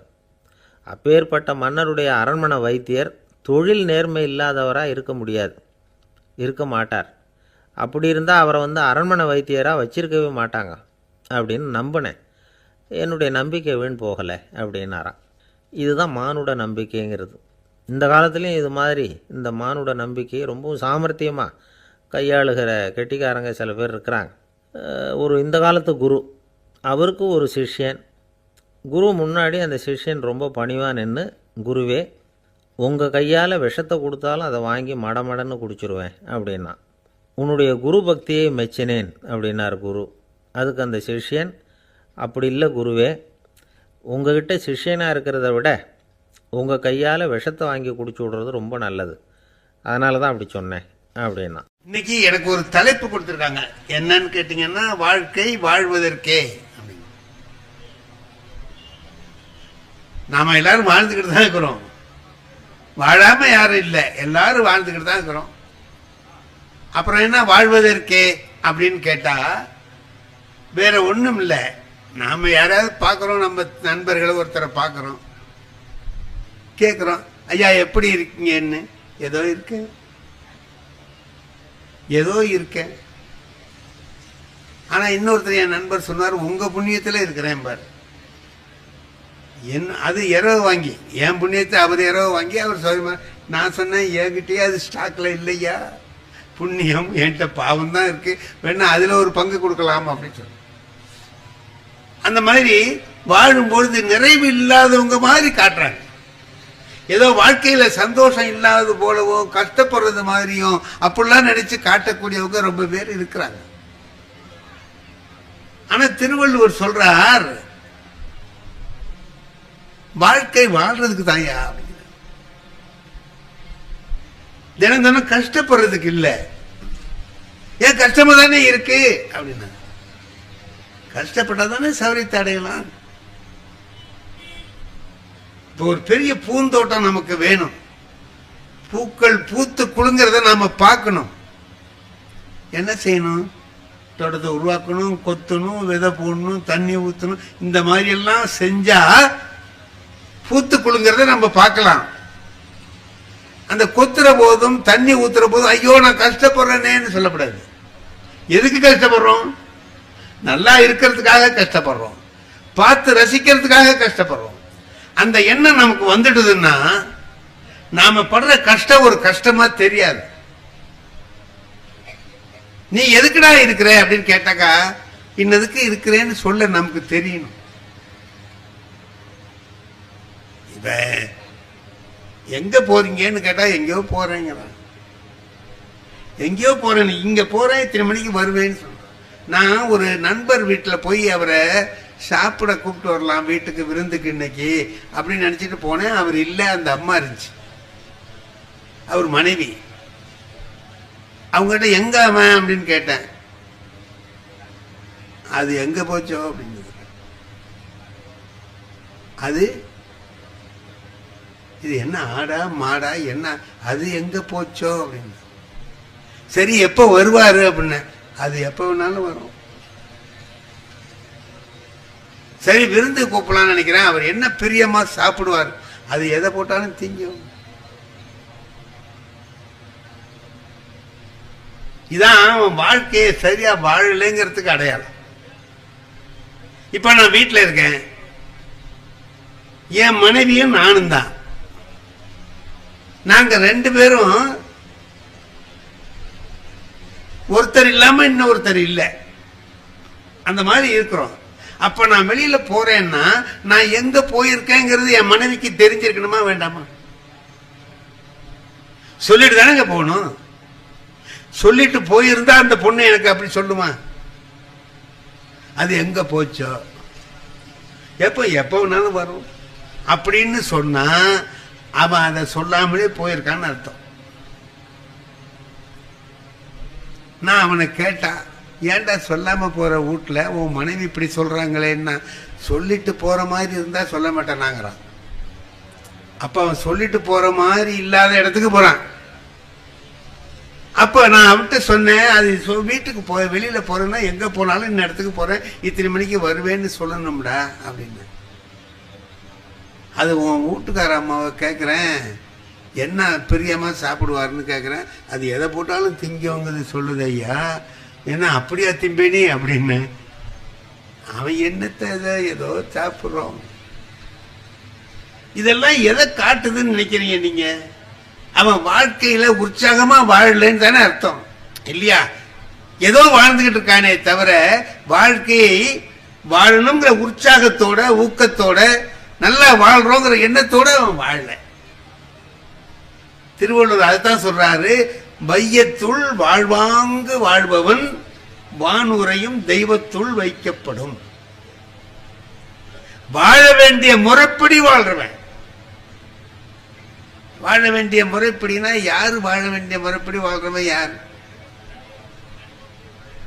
எனக்கு வாத்தியாரா இருந்தவரே கோபாலகிருஷ்ண ஐயர்னு ஒருத்தர். அவரு சயின்ஸ் வாத்தியார், 9வது 10வது. அவரு சயின்ஸ் வாத்தியார் தானே தவிர சயின்ஸை தவிர பாக்கியெல்லாம் நடத்துவார்.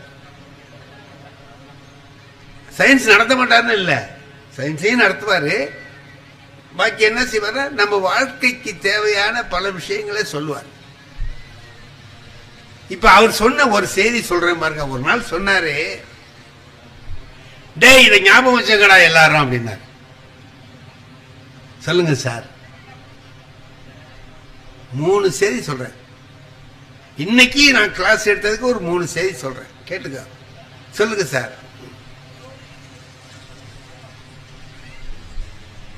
அம்மாவுக்கு செலவுக்கு பணம் கொடுக்காத.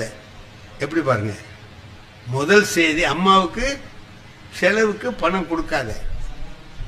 2வது செய்தி நட்ட வயலுக்கு வேலி போடாத. நட்ட வயலுக்கு வேலி போடாத. 3வது தெரிஞ்ச கேள்விக்கு பதில் எழுதாதேன்னு. என்னடா இது, உருப்படாம போறதுக்கு உள்ள வழியா சொல்றது மாதிரி இருக்கே அப்படின்னுட்டு நாங்க ஒரு 4 பேர் கேட்டோம். என்ன சார் இதெல்லாம் வீணா போறதுக்கு உள்ளடா, நல்லா இருக்கிறதுக்கு தான் சொல்றேன். என்ன, நட்ட வயலுக்கு வேலி போடாதேன்னு சொன்னேன். அப்படின்னா என்ன அர்த்தம் தெரியுமா? வேலியை போட்டுட்டு அப்புறம் நடுன்னு அர்த்தம். நீ நட்டுட்டு அப்புறம் வேலி போடலான்னு நினைச்சீங்கன்னா அதுக்குள்ள ஆடு மாடு மேய்ஞ்சிட்டு போயிடும். நட்ட வயலுக்கு வேலி போடாத, வேலி போட்டுட்டு நடு. இதான் முதல் செய்தி. 2வது அம்மாவுக்கு செலவுக்கு பணம் கொடுக்காதேன்னு. இத பெத்த தாய்க்கு பணம் கொடுக்காதேன்னு சொல்றீங்களா? இதுல இல்லடா, நீ வேலை பார்ப்ப, வேலைக்கு போவ, படிச்சு முடிச்சுட்டு பாஸ் பண்ணிட்டு வேலைக்கு போவ. அப்படி போற போது சம்பாதிப்பதை நீ கையில வச்சுக்கிட்டு அம்மாவுக்கு அடை எனக்கு இன்னைக்கு ஊருக்கு போகணும் ஒரு 10 ரூபா கொடுன்னு உங்ககிட்ட கேட்கிற மாதிரி வச்சுக்காத. அப்ப என்ன செய்யறது அப்படின்னா, பணத்தை சம்பளம் வாங்கணும்னு அம்மா கிட்ட கொடுத்துடு, உனக்கு வேண்டியது அவங்ககிட்ட கேட்டு வாங்க. அப்படி நீ கேட்டு வாங்கினீன்னா அந்த அம்மா மனசு எவ்வளவு சந்தோஷப்படும்னு உனக்கு தெரியுமா? அப்படின்னு நான் அவங்க என்கிட்ட கேட்டு வாங்குறத விட அவங்க கிட்ட கொடுத்துட்டு நான் கேட்டு வாங்கணும். அம்மா ஊருக்கு போறேன் ஒரு 10 ரூபா கொடு அப்படிங்க. 3வது சொன்ன தெரிஞ்ச கேள்விக்கு பதில் எழுதாதேன்னு சொன்னீங்களே, ஏன்னு அது சொன்னார் அவரு. அப்படி கொஸ்டின் பேப்பரை எடுத்தா ஏதேனும் 5 வினாக்களுக்கு விடைகளின்னு இருக்கும் இல்ல, ஏதாவது 5 வினாக்கள், அதுல 8 கேள்வி இருக்கும். 8ல ஒரு 5 தேர்ந்தெடுத்து நம்ம எழுதணும். இப்ப அவன் என்ன செய்வான்னா எடுத்து வச்சுக்கிட்டு தேடுவான், இதுல எங்க இருக்கு தெரிஞ்ச கேள்வி அப்படின்னு. இதா தெரியாது, இது வாத்தியார் தான் தெரியும், நமக்கு தெரியாது அப்படின்னு ஒண்ணு விட்டுட்டே வருவான். அப்படி தேடுறவனா இருக்கக்கூடாது. என்ன செய்யணும் தெரியுமா? உடனே வரிசையா எழுதுற மாதிரி இருக்கணும். தெரிஞ்ச கேள்வியை தேடுறவனா இருக்கப்படாது. எல்லா கேள்வியும் உனக்கு தெரிஞ்சிருக்கணும். வரிசையா கிட்டக்கிட்டு எழுதிட்டு போற மாதிரி. எப்ப நீ தேடுறியோ அப்ப நீ சரியா படிக்கலன்னு அர்த்தம். தெளிவா இருந்தீன்னா எல்லா கேள்விக்கும் உனக்கு விடை தெரியும், நீ எழுதுவே அப்படின்னு அவர் சொன்னார். எவ்வளவு சரியான விளக்கம் இல்லையா? இந்த 3 விளக்கங்களும் என் வாழ்க்கையில அன்னைக்கு அவர் சொல்லி கொடுத்தது. இன்னைக்கு வரைக்கும் என் வாழ்க்கையில அது நினைவுல இருக்கு. இதெல்லாம் என்னன்னு கேட்டீங்கன்னா, வாழ்க்கையில எப்படி வாழணுங்கிறத நமக்கு கற்றுக் கொடுக்கிற ஒரு விஷயம். எப்படி வாழணும்? இந்த மாதிரி வாழணும். இப்படி வாழ்ந்தா அந்த வாழ்க்கை வாழ்வாங்கு வாழுகிற வாழ்க்கை. திருவள்ளுவர் சொல்றாருல்ல, வையத்துள் வாழ்வாங்கு வாழ்பவன், வாழ வேண்டிய முறைப்படி வாழ்கிறவன். வையத்துள் எப்படி வைப்பானா? தெய்வத்துள் வானத்திலே இருக்கக்கூடிய தெய்வங்களில் ஒன்றாக அவனை மதித்து கொண்டு போய் வைப்பார். நாம அப்படி வாழ்க்கையை நடத்துகிற போது ஏனோ தானோன்னு வாழ்க்கையை வாழாமல் நாம வாழ்ற வாழ்க்கையில ஒரு நெறிமுறை இருக்கு. முதல்ல ஒண்ணு வச்சுக்குவோம். நம்முடைய வீட்டுல முதல்ல நம்ம மனைவி, அந்த மனைவியை நாம எப்படி நடத்துறோங்கிறது தான் வாழ்க்கை வாழ்வதற்கான அடிப்படை. எப்படி நடத்துறோம்? நாங்க எனக்கு கல்யாணம் ஆச்சு. எவ்வளவு நாளைக்கு முந்தி ஆயிருக்கு? இப்ப எனக்கு 87 வயசாச்சு. 60 வருஷத்துக்கு முந்தி கல்யாணம் ஆனது. இப்ப கல்யாணம் ஆன அன்னைக்கு எங்களுக்கு முதல் இரவு. நண்பர்கள் சும்மா இருப்பானா? வந்து கேலி பண்ணுவானுவல்ல, எல்லாம் உட்காந்துக்கிட்டு பேசுறானுவோ, அது இது இது இதுன்னு சொல்றானுவோ. எனக்கு போங்கடா வேலையை பார்த்துக்கிட்டா அப்படின்னா போக மாட்டேங்கிறானுவோ. இப்படி இருக்கணும், அப்படி இருக்கணும், அப்படி இருக்கணும். அதுல எந்த பயலுக்கும் இன்னும் கல்யாணம் ஆகல. அவன்லாம் எனக்கு யோசனை சொல்றான். கடைசியில ஒருத்தர் சொன்னான், அருமையான யோசனை சொன்னான். என்ன சொன்னான் தெரியுமா? டேய், மனைவி முதல்ல பேச மாட்டாங்கடா, நம்ம தான் முந்தி பேசணும். பேசுற போது நல்ல வார்த்தையா பேசு. உன் குடும்பத்தை பத்தியும் அவங்க குடும்பத்தை பத்தியும் நல்ல எண்ணம் உண்டாகிற மாதிரி நல்ல வார்த்தைகளை பேசி உங்க வாழ்க்கையை தொடங்குங்க. இது நல்லா இருக்குல்ல, நல்ல செய்தி சொல்லியிருக்கானே அப்படின்ட்டு நான் அதுக்கு டயலாக் எல்லாம் தயார் பண்ணிக்கிட்டு போறேன். அதுக்கு அவசியமே இல்லை. என் மனைவியே முதல்ல பேசினாங்க. என்ன பேசினா தெரியுமா? நான் எவ்வளவோ பொம்பளைங்களை பார்த்துருக்கேன், ஆனா உங்க அம்மா மாதிரி ஒரு ராட்சசி உலகத்திலேயே இல்லைன்னா. இன்னைக்கு தான் வந்திருக்கா. எனக்கு நான் 25 வருஷமா எங்க அம்மாவை பார்த்துட்டு இருக்கேன். எனக்கு எங்க அம்மாவை பத்தி அவ சொல்றா, உங்க அம்மா மாதிரி ஒரு ராட்சசி உலகத்திலேயே இல்லை. நான் என்னங்க பண்றது? மனசுல ஆத்திரம் கொந்தளிக்குதா இல்லையா? என்னடா இன்னைக்கு தான் வந்திருக்கேன், என்ன எங்க அம்மா யாரு, என்ன அவங்க குணம் என்ன உனக்கு ஒன்றும் தெரியாது, தெரியாமலே அம்மாவை ராட்சசின்னு நீ சொல்றீங்க. என்ன கோபம் வருது, ஓங்கி ஒரு அறை விட்டு வெட்டலாமா அப்படின்னு புத்தி வருது. அப்புறமா பார்த்தா அதுக்காக வந்த வேலையை பார்க்கணுமே தவிர அதை விட்டுட்டு வேற வேலை பார்க்கக்கூடாது அப்படின்னு நான் சொன்னேன். நீ சொல்றது கரெக்ட் தான், நானும் கவனிச்சுக்கிட்டு தான் இருக்கேன். மறுநாள் காலையில எங்க அம்மா கிட்ட சொன்னேன், உன்னை பத்தி என் பொண்டாட்டி இப்படி சொன்ன அம்மா. இதுக்கு எங்க அம்மாவுக்கு ஆத்திரம் வரணுமா இல்லையா, கோபம் வரணுமா இல்லையா? அவ சொன்னது கிடக்கட்டும், நீ என்ன செஞ்சேன்னா நான் அனுசரிச்சு போயிட்டோம்மான்னு. அதான்டா வாழ்க்கை, அதான்டா வாழ்க்கை. உங்க அப்பா கிட்ட நான் சொன்னதை விட அவ ஒன்னும் அதிகமா சொல்லடா.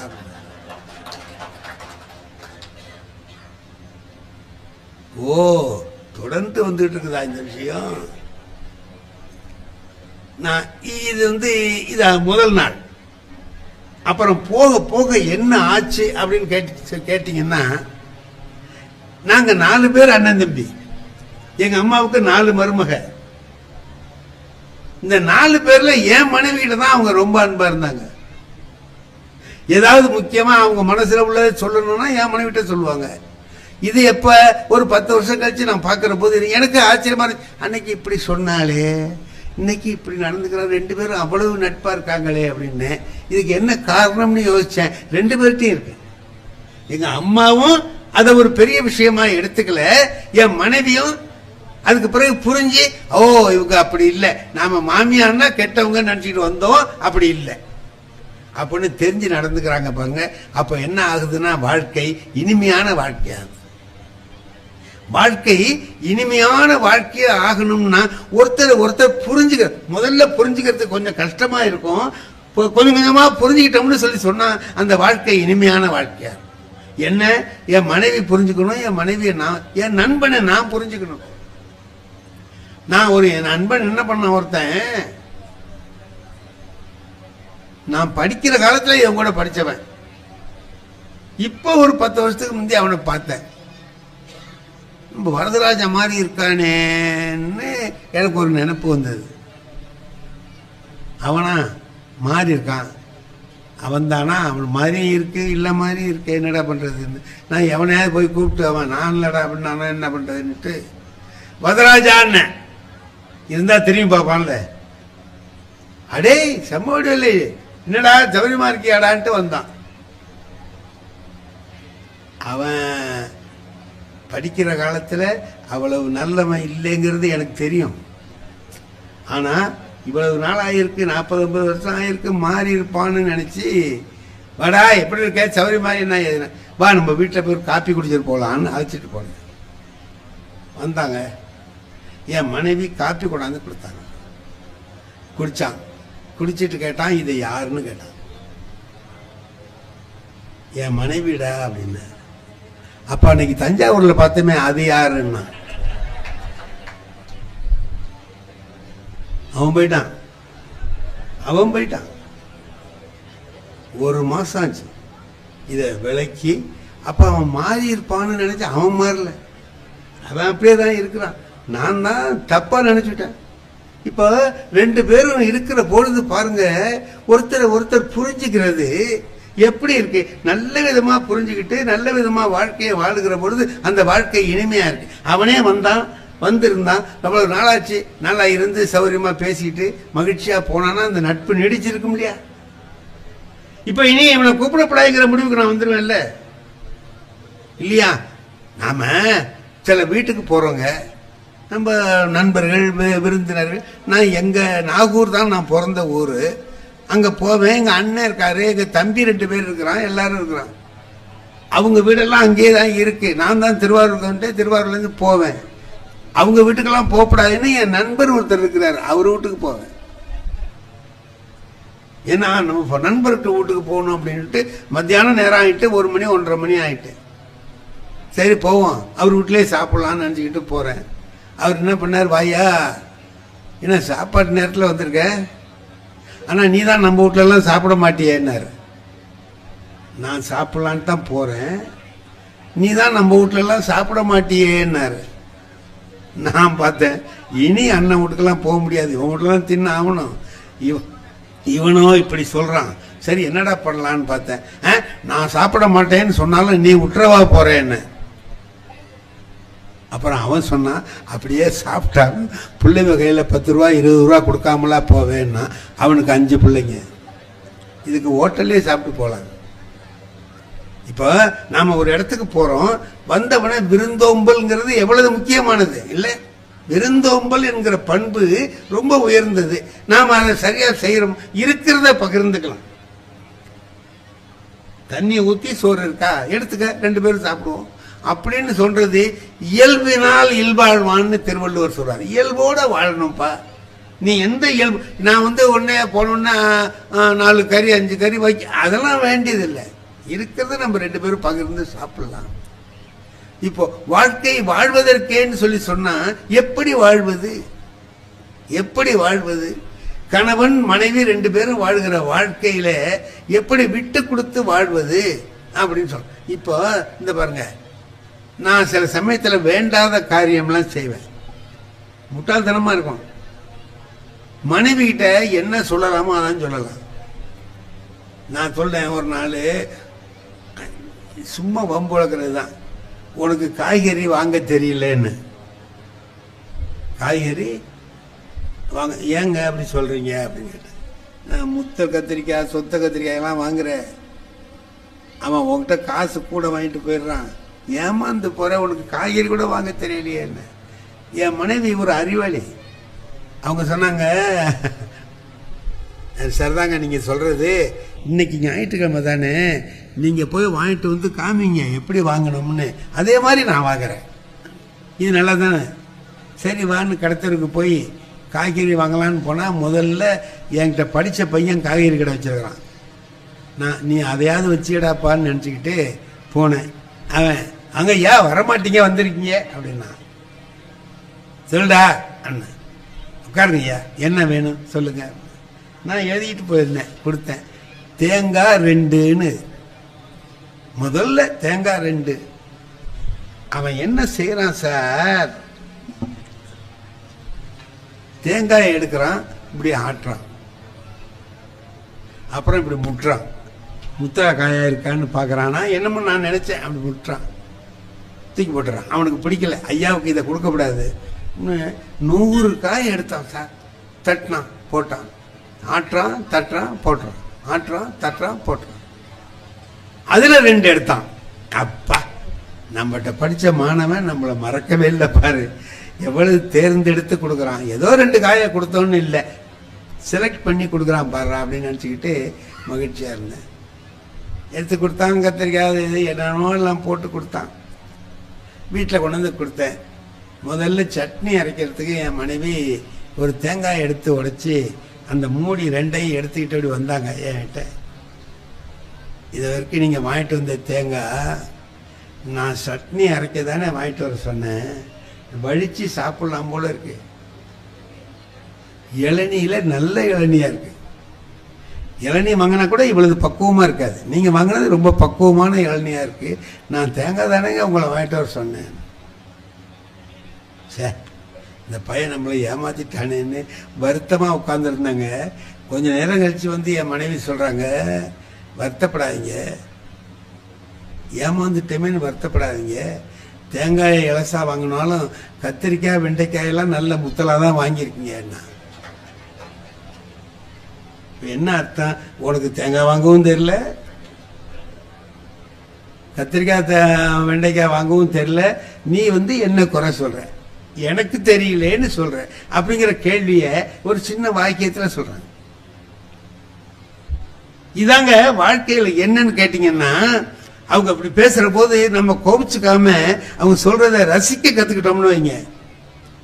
மனைவி சொல்றத ரசிச்சு, சார் நீங்க எல்லாம் நினைச்சீங்கன்னா கோவப்படுவீங்க.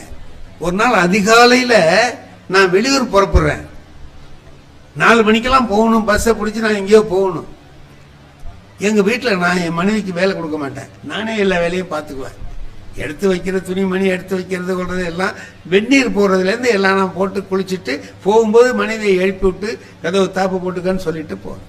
இதான் போற வழியிலேயே காப்பி குடிச்சிட்டு போயிடுவேன். ஒரு நாள் புறப்படுறேங்க, மணி 4 மணி. என் மனைவி எப்படி எழுந்து வந்தாங்க என்னன்னு தெரியாது, காப்பி ஆத்துறாங்க. எனக்கு இது நடக்காதே, என்னடா இன்னைக்கு இப்படி ஆச்சரியமா நடக்குது அப்படின்னுட்டு நான் கேட்டேன், என்ன இது காப்பி போடுற? ஆமாங்க, நேத்தி அடுத்த வீட்டுக்காரர்கிட்ட பேசிட்டு இருக்கிற சொன்னீங்களே விடிய காலம் புறப்பட்டு போகணும்னு, குளிர் காலமா இருக்கே, கொஞ்சம் சூடாக காப்பி போட்டு கொடுத்தா சௌகரியமா இருக்கும்னு நேத்தி பாலில் கொஞ்சம் எடுத்து வச்சிருந்தேன், அதில் காப்பி போட்டு கொடுத்தேன். நான் சரி இன்னும் ஆத்துறேன். எங்க வீட்டில் ஒரு நாய் வளர்த்துட்டு, அந்த நாய் எப்படின்னு கேட்டீங்கன்னா, நான் எது சாப்பிட்டாலும் அதுக்கு பொறுக்காது, வாழ் வாழ் வாழ்ந்து கத்தும். நான் காப்பி குடிக்கிறத பார்த்த உடனே கத்துது, லொல்லு லொல்லு லொல்லு லொல்லு கத்துது. நான் என் மனைவிட்ட கேட்டேன், நாய் கத்துது, இந்த பால் மிச்சம் வச்சிருக்கியே அதை எடுத்து வேணா இந்த நாய்க்கு கொஞ்சம் ஊத்துட்டுமான்னு கேட்டேன். உள்ளாரேந்து என் மனைவி சொன்னாங்க, ஊத்தி விடாதீங்க, நாய்க்கெல்லாம் பழைய பால் கொடுத்தா வயிற்றுக்கு ஆகாதுன்னா. நான் கேட்டேன், என்ன நாய்க்கு கூட ஆகாததையா எனக்கு கொடுத்தேன்னு? நாய் வேற நீங்க வேற. நாய் வேற, நீங்க வேற. அதுக்கு சிலது ஆகும், சிலது ஆகாது. உங்களுக்கு சிலது ஆகும். இதையும் அதை எதுக்கு கம்பேர் பண்ணணும்? வேண்டாம், விட்டுடுங்க. இப்ப இதை கேட்ட கோபப்படுறதுனாலும் கோபப்படலாம், அதையே நல்லா பேசுறியன்னு நினைச்சு மகிழ்ச்சி அடைகிறதுனாலும் அடையலாம். இது ரெண்டும் நம்ம கையில இருக்கு இல்லையா? நீ என்ன நீ அப்படியா சொன்னேன், கோவப்படலாம். இந்த பாருங்க, காலையில் புறப்புறோம், வெளியில புறப்புறோம், நல்லா யோசனை பண்ணி பாருங்க. தேங்காய் எண்ணெய் தடவி தலை சீவணும், தேடி பார்க்குறோம் காணும். இப்படி பார்க்குறோம் தேங்காய் எண்ணெய் காணும். இங்கே வச்சுருந்த தேங்காய் எண்ணெய் கத்துவோம். நம்ம ஆஃபீஸுக்கு போகிற அவசரத்தில் இங்கே வச்சுருந்த தேங்காய் எண்ணெயை காணணும். அங்கே தான் இருக்கவங்க என்னாங்க தெரியலையா அவங்களுக்குன்ட்டு அவங்க நமக்காக தான் சமைச்சிட்டு இருக்காங்க, கத்துறாங்க. கிடுக்குன்னு வேகமா போய் ஏதாவது சொல்லலான்ட்டு போனா வழியிலேயே தேங்காய் எண்ணெய் கிண்ணம் இருக்கு, கால் பட்டு ஊத்துது. கேப்டன் டொப்பேர்னு போய் அது எட்டி போய் ஊத்து. இப்ப என்ன செய்யலாம்னு கேளுங்க, நீங்களே நினைச்சு பாருங்க. ரெண்டு வகையா நம்முடைய கோபத்தை ரியாக்ட் பண்ணலாம் இல்லையா? ரெண்டு வகையா வெளிப்படுத்தலாம். ஒன்னு, அறிவு இருக்கா பாதையில வச்சிருக்கியேன்னு கேட்கலாம்ல, அது கேட்கலாம். இப்ப உள்ள இருந்து என்ன பதில் வரும்? வழியில தானே இருந்தது, கண்ணு உங்களுக்கு தெரியலையான்னு கேட்டேன். உன் கண்ணு முன்னாடி இருக்கா பின்னாடி இருக்கான்னு கேட்டாங்கன்னா என்ன பண்ணுவது? பார்த்து தானே, அதை போய் இடிச்சு தள்ளி விட்டுருக்கே, ஐயா அறிவு இல்லையான்னு கேட்டா சண்டை தானே வரும். அதையே இப்படி மாத்தி பார்ப்போம்.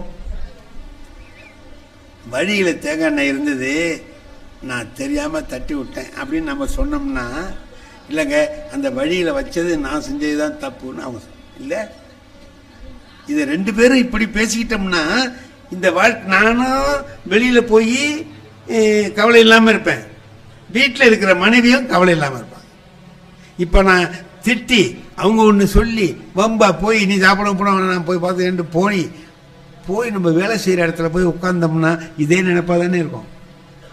ஏன்டா அப்படி பேசணும், என்னடா பண்ணிட்டோமே அப்படி இந்த நினைப்பு இருக்கும். அவங்களுக்கு ஐயா அவர் தான் பேசினாருன்னா நம்மளும் ஆத்திரமா பேசிட்டோம், இவங்களுக்கு வருத்தமா இங்கே இருக்கும்.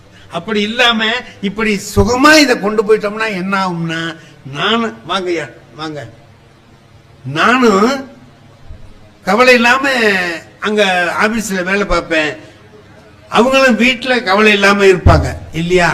அப்ப ஒன்னே ஒண்ணு பார்ப்போம், நாம வாழ்க்கை எப்படி வாழலாம், எப்படி வாழலாம். திருவள்ளுவர் ஒண்ணு சொல்றாருங்க,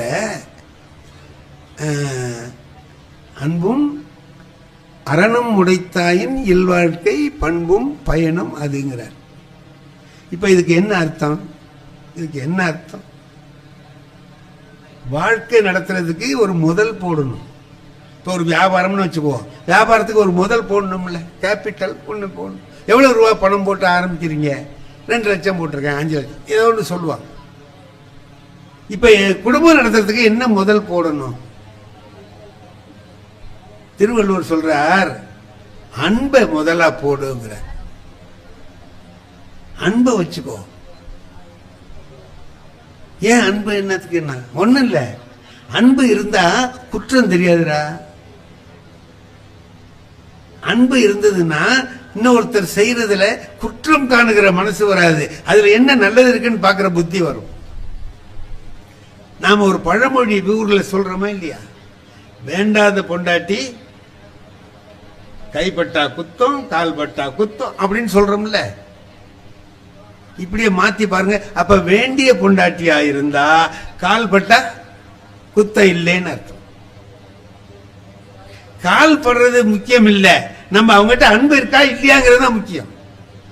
அன்பு இருந்ததுன்னா அவங்க செஞ்ச செயல் குத்தமா தெரியும், அன்பு இல்லைன்னா அதுவே நல்லதா தெரியும்.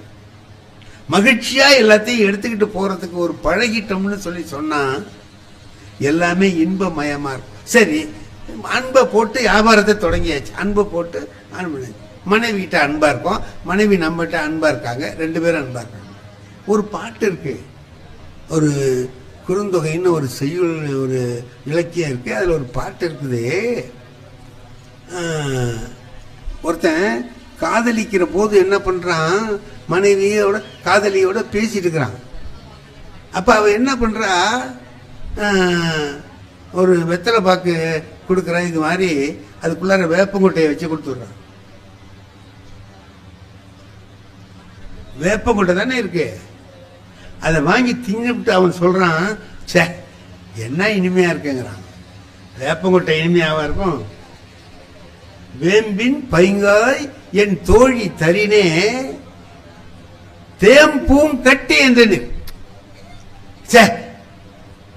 தேன் மாதிரி இருக்கு, அது மாதிரி இருக்கு, இது மாதிரி இருக்கு, இனிமையா என்னென்ன இருக்கோ எல்லாம் இருக்கு அப்படின்னு சொல்லி சொன்னேன். எப்போ? காதலிக்கிற போது. இப்போ பாரி பரம்பின் பனிச்சுனை தண்ணீர், பாரியோட பரம்பு மலையில சுனை இருக்கு, அந்த சுனையோட தண்ணி ஜுளீர்னு இருக்கும், சுவையா இருக்கும். அதை எல்லாரும் எடுத்துட்டு போவாங்க, சமைக்கிறதுக்கு சாப்பிட்றதுக்கு எல்லாத்துக்கும் எடுத்துட்டு போவாங்க. சாதாரணமாவே வெயில் காலத்துல போய் அதுல கையை வச்சுக்கினாலே ஜில்லுங்கும். தை மாசத்துல எப்படி இருக்கும்? தை மாசத்துல தரையெல்லாம் குளிருமா. தை மாசத்துல அந்த பரம்பு மலையில இருக்கக்கூடிய இனிய சுனையில இருந்து தண்ணி கொண்டு வந்து அவ கொடுத்தான்னா அதை வாங்கி குடிச்சு பார்த்துட்டு, என்ன இவ்வளவு சூடா இருக்குங்கிற, உப்பு கரிக்குதுங்கிற, பனிச்சுனை தண்ணீர் எப்போவாது உப்பு கரிக்கும் ஐயா? வேப்பங்கா இனிப்பா இருந்த காலம் போய் இனிமையான இந்த தண்ணி உனக்கு கசக்குதுன்னா இதுக்கு என்ன காரணம்னு கேட்டாவ. வேப்பங்காயும் காரணம் இல்ல, இந்த சுனை தண்ணியும் காரணம் இல்ல, வேற எதிரா காரணம்னா அன்பின் பாலேன்னா. உங்ககிட்ட அப்ப அன்பு இருந்தது, இப்ப அன்பு இல்லை. இப்ப ஒண்ணு புரியுது நமக்கு, அன்புன்னு ஒண்ணு மட்டும் இருந்துட்டுதுன்னா, ஒரு சாதாரண ஒரு பழமொழி நம்ம ஊர்ல சொல்லுவோம், குற்றம் பார்க்கில் சுற்றம் இல்லை, குற்றம் பார்க்கில் சுற்றம் இல்லை. குற்றம்னு பார்க்க ஆரம்பிச்சிட்டோம்னா ஒவ்வொருத்தையும் ஒரு குற்றம் இருக்கும். என்கிட்ட ஒரு குற்றம் இருக்கும், என் மனைவிட்ட ஒரு குற்றம் இருக்கும், என் பையன் கிட்ட ஒரு குற்றம் இருக்கும். அதே எடுத்து வச்சு பார்த்தோம்னு சொன்னா அது பெருசா தெரியும். அதை மறந்துட்டு நல்லதை நினைச்சு பார்த்தோம்னா, ரெண்டு பேர் கணவன் மனைவி சண்டை போட்டுக்கிட்டு போறாங்க, எங்களுக்குள்ள கணவன் பிடிக்கலங்க அப்படின்னு சொல்லிட்டு போறாங்க ஒரு பெரியவர்கிட்ட. அந்த பெரியவர் என்ன பண்ணாரு, உட்காருங்கன்னு சொல்லிவிட்டு ரெண்டு பேர்ட்டையும் ரெண்டு தாள் கொடுத்து, இதுல உன் கணவன் மேல இருக்கக்கூடிய, உன் கணவன்கிட்ட இருக்கக்கூடிய என்னென்ன தப்பு, அவன் செய்யற தப்பு என்னென்ன, குற்றம் என்னென்னங்கிறத ஒரு பக்கத்துல எழுது, பின் பக்கத்துல அவகிட்ட இருக்கிற நல்லது என்னன்னு எழுது. அவங்கிட்ட சொன்னான், உன் மனைவி கிட்ட இருக்கக்கூடிய தப்பு என்னன்னா, நல்லது என்னன்னா, ரெண்டையும் இந்த பக்கமும் அந்த பக்கமும் எழுதிட்டு வாங்கன்னா. எத்தனை நம்பர் போட்டு எழுதுறான்னா, எவ்வளவு தப்பு இருக்கு, 9 தப்பு இருக்கு, எவ்வளவு ரைட் இருக்கு, 15 தப்பு இருக்கு, இன்னும் நல்லது இருக்கு. ஏன் 15 நல்லதை மறந்துட்டு 9 தப்பையே நினைக்கிறியே, தப்பு இல்லாதவன் யார்தான் இருக்கான்? ஏதாவது ஒரு குறை இருக்கும், அந்த குறையை நீக்கிட்டு இது பார்க்கணும்னா, அதனால்தான் அவன் என்ன பண்றான், வேப்பங்காய நல்லா இருக்குங்கிறான், தண்ணிய நல்லா இல்லைங்கிறான். என்ன காரணம்? அன்பு. திருவள்ளுவர் சொல்றார், அன்பை முதல்ல போடு. சரி, லாபம், ஒரு வியாபாரம் பண்ணோம்னா லாபம் வரணும்ல நமக்கு. என்ன அதுல லாபம் இருக்கு அப்படின்னா, அதோடைய பயன் வேணும்ல. என்ன பயன்? அறம் செய்வதுதான் பயன். 4 பேருக்கு நல்லது செய்யலாம்டா. குடும்பத்தில் இருந்தீன்னா, தனியா இருந்தா உன்னால முடியாது. அன்பும் அரணும் உடைத்தாயின் இல்வாழ்க்கை பண்பும் பயனும் அது. இப்ப இப்படி செஞ்சு நீங்க வாழ்க்கையை நடத்துகிற பொழுது அந்த வாழ்க்கையில இந்த அறம் வந்துடுது. அறத்தை யார் என்ன அறம்ங்கிறது என்ன? ஊருக்கெல்லாம் போய் தர்மம் பண்ண, வீட்டுல இருந்து நல்லது செஞ்சாலே அறம் தானே. அவரு திருமூலர் சொல்றாரு, எது பெரிய அறம்னா, இன்னொருத்தங்கிட்ட சிரிச்சு பேசினாலே அறம் தான்டா. யாவர்க்குமாம் பிறருக்கு இன்னொரு. நீ சும்மா சிரிச்சு பேசு. சிரிச்சு பேசுறதுக்கு முடியுங்களா? ஒருத்தன் என்ன ரொம்ப முட்டா பய, முரட்டு பய, சோம்பேறி பய, தின்ன தொங்கி பய. யாரோ 2 பேர் தெருவில் பேசிட்டு போறான். திருமூலர் சொல்றது கரெக்ட் தான் பேசுறான். என்ன திருமூலர் சொல்றது கரெக்ட்? இவன் போனா என்ன, இவன் சோம்பேறி பய, திண்ணையில படுத்துக்கிற பய. என்ன திருவள்ளுவர் சொன்னது சரிதாங்கிறீங்க, திருமூலர் சொன்னது என்னன்னு கேட்டான் அவர்கிட்ட போய். அவன் சொன்னான், திருமூலர் சொல்றாரு நல்ல தர்மங்களை அறங்களை எப்படி செய்யலாம்னு அவர் சொல்லியிருக்கிறாரு. எங்க இருக்கு அவர் வீடு? இங்க இருக்கு. கொஞ்சம் சுலபமான விஷயமா சொல்லுவாரா? சொல்லுவா, நல்லா சொல்லுவார். போங்க போய் கேளுங்க. இவன் அவர்கிட்ட வீட்டை தேடி போய் கேட்கிறான், நீங்க தான் திருமூலரான்னு கேட்டான். ஆமான்னு. நீங்க என்னமோ நான் இந்த மாதிரி உள்ளவன், நான் ஒரு சோம்பேறி பையங்க, முட்டா பைய, தின்ன தூங்கி தடிராம, எனக்கு செய்யற மாதிரி ஒரு நல்ல காரியம் சொல்லுங்க. இந்த நல்ல காரியத்தை செஞ்சா போற கதிக்கு நல்ல கதிங்கிறாங்க, அதனால நீங்க சொல்லுங்க. அப்படி செய்றியா, செய்யணும்னு ஆசைப்படுறியா, எளிமையா இருக்கணும்னு நினைக்கிறேன் இல்லையா? ஆமா, சரி.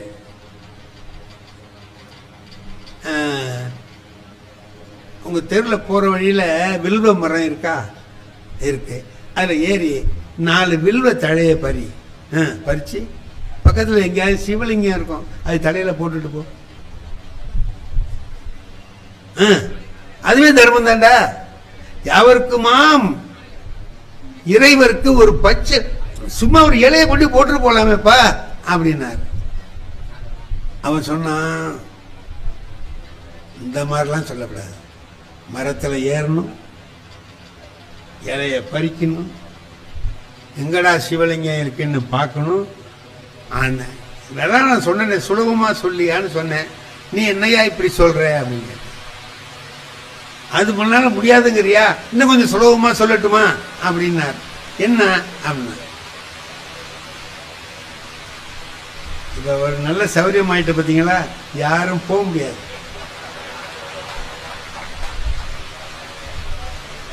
பிடிக்குதோ பிடிக்கலையோ உட்கார்ந்தாங்க, வெளியில யாரும் நிக்க முடியாது, உள்ள வந்துடுவாங்க.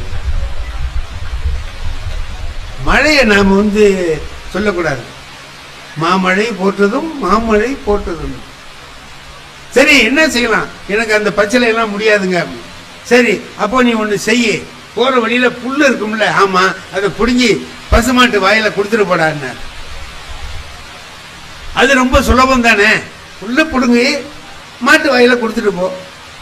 யாவருக்குமாம் பசுவுக்கு ஒரு வாயுரை. நான் தான் சொன்னேன்ல, நான் சோம்பேறி, என்னால முடியாதுன்னு சொன்னேன்ல.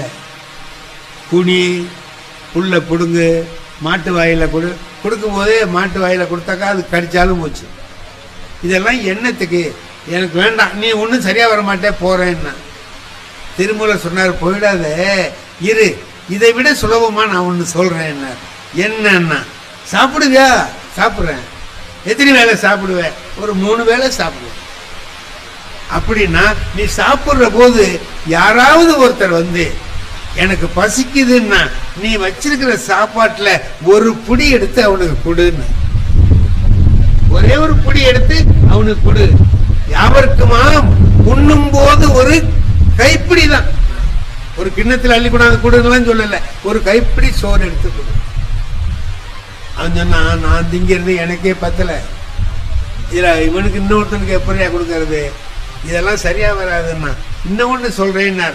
கடைசியா சொன்னார், யாவருக்குமாம் பிறருக்கு இன்னுரை தானே, எல்லாத்தையும் இனிமையா பேசுப்பா, அதே போதும்னா. எனக்கு அந்த மூஞ்சே கிடையாதுன்னு, அந்த மாதிரி மூஞ்சி எனக்கு இல்லைங்க. இப்ப என்னதான் பண்றதுன்னா, இதை விட சுலபமா ஏதாவது தெரியுமான்னா, அடுத்த தெருவில் திருவள்ளுவர் இருக்காரு, அவரை போய் கேளுங்க, அவர் இதை விட சுலபமா சொல்ற ஆள் தான் போ. திருவள்ளுவர்கிட்ட போனா என்னையா இந்த மாதிரி அந்த ஆள்கிட்ட போனா, அந்த சொன்னா ஏதாவது சுலபமா செய்யறதா இருந்தா சொல்லு, அவன் மாதிரியே நீட்டமா சொல்றேன்னா நீ சொல்ல வேண்டாம் அப்படின்னு. நான் சுலபமா சொல்றேன், நீ ஒன்றும் செய்ய வேண்டாம். இது நல்லா இருக்கேன்னா நீ எதுவுமே செய்ய வேண்டாம். அப்ப மனத்துக்கண் மாசு இலனாதல் அணை. மனதில் குற்றமில்லாமல் இரு, அது போதும். அதுவே அறம் தான். நீ வேற ஒன்றும் செய்ய வேணாம், மற்றதெல்லாம் சும்மா ஆரவாரம் அப்படின்ட்டு. இது தேவலாமேன்னா திருவள்ளுவர் சொன்னார், நீங்க போங்க, நாளைக்கு என்னை வந்து பாருங்க. இந்த பாரு, ஏன் தினம் வர சொல், நாளைக்கு வாங்க பேசிட்டு போய் வாங்கினேன். இவன் போயிட்டான். மறுநாள் வந்தான்.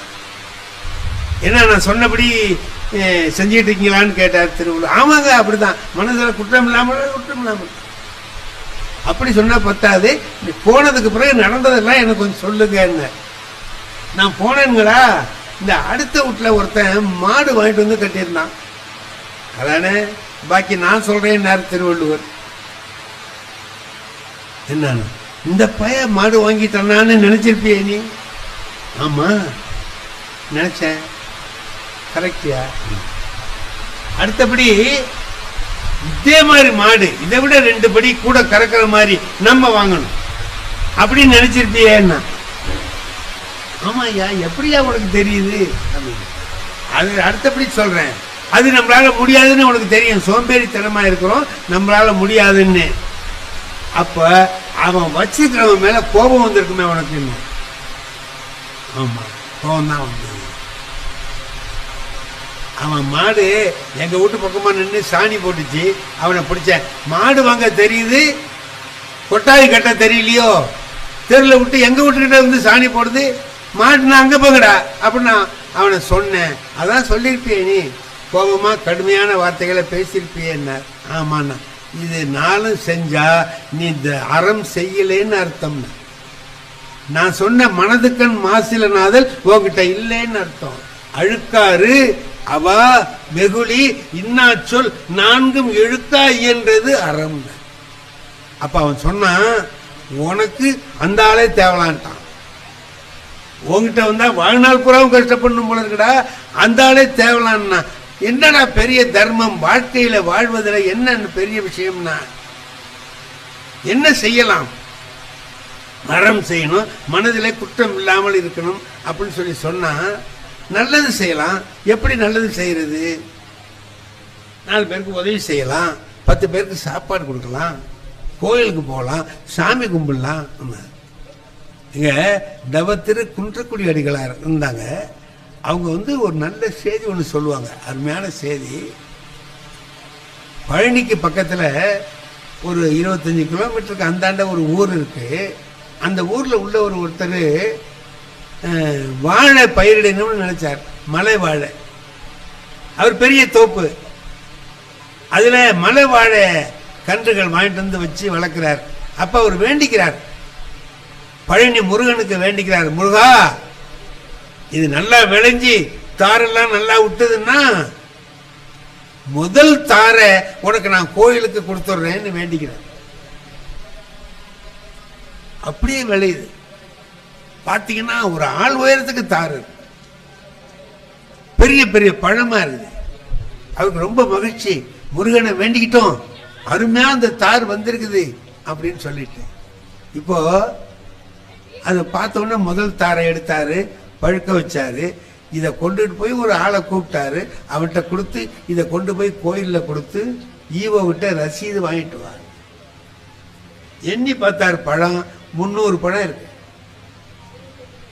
300 பழம் அதுல இருக்கு. 300 பழத்தையும் கொண்டு கொடுத்துட்டு ஐயாட்ட ரசீது வாங்கிட்டு வான்னு இவன் கொண்டு போனா. பழனி கோயிலில் கொண்டு கொடுத்தான். கோயில் அதிகாரிகிட்ட சொன்னா ரசீது கொடுங்கன்னா அவர் எண்ணி பாருங்கடான்னார். 294 பழம் தான் இருந்துச்சு, ஒரு 6 பழம் இல்லை. என்ன நடந்திருக்கு அப்படின்னா, வழியில அவனை கொண்டு போய் குடுன்னு சொன்னார்ல, குடுன்னு சொன்னவரு தூக்கிட்டு போறவன் வழியில பசியா இருந்தா சாப்பிடுவணுமே அப்படின்னு ஒரு 10 ரூபா பணம் கொடுக்க மறந்துட்டார். 25 கிலோமீட்டர் தூரம் நடந்து தூக்கிட்டு போறான்னா அவனுக்கு வெயில் எப்படி இருக்கும், கஷ்டம். பசியா இருந்தது, தாங்கல பசி, நடக்க முடியல, எடுத்து வச்சான். அதுல ஒரு 6 பழத்தை எடுத்து சாப்பிட்டுட்டான். 6 பழத்தை தின்னுட்டான். கொண்டு கொடுத்தான். அவர் 300 இருந்தது 294 போயிட்டு 6 குறைஞ்சிடுச்சு. அவர் ரசீதை கொடுத்தாரு, அவன் வாங்கிட்டு வந்து இவர்கிட்ட கொடுத்துட்டான். இல்லை என்னடா 300 பழம் கொடுத்தா 294 தான் வந்ததுன்னு சொல்லி அந்த ஆளு எழுதி கொடுத்துருக்காரு, 6 பழம் எங்கடான்னு. ஐயா பசியா இருந்தது, நான் சாப்பிட்டுட்டேன். ஏண்டா சாமிக்கு கொடுத்தது நீ திங்கலாமடா, அறிவில்லை உனக்கு நாய அப்படின்ட்டு அடி சவுக்கு எடுத்துக்கிட்டு அடிச்சு தூக்கி போட்டு இவனை கட்டி போட்டுக்கடா இங்கே கொள்ளையிலன்னு சொல்லிட்டாரு. பண்ணையார் பெருசா கட்டி போட்டான். ராத்திரி படுக்கிறார், தூக்கத்துல கனவு வருது, முருகன் வர்றார்.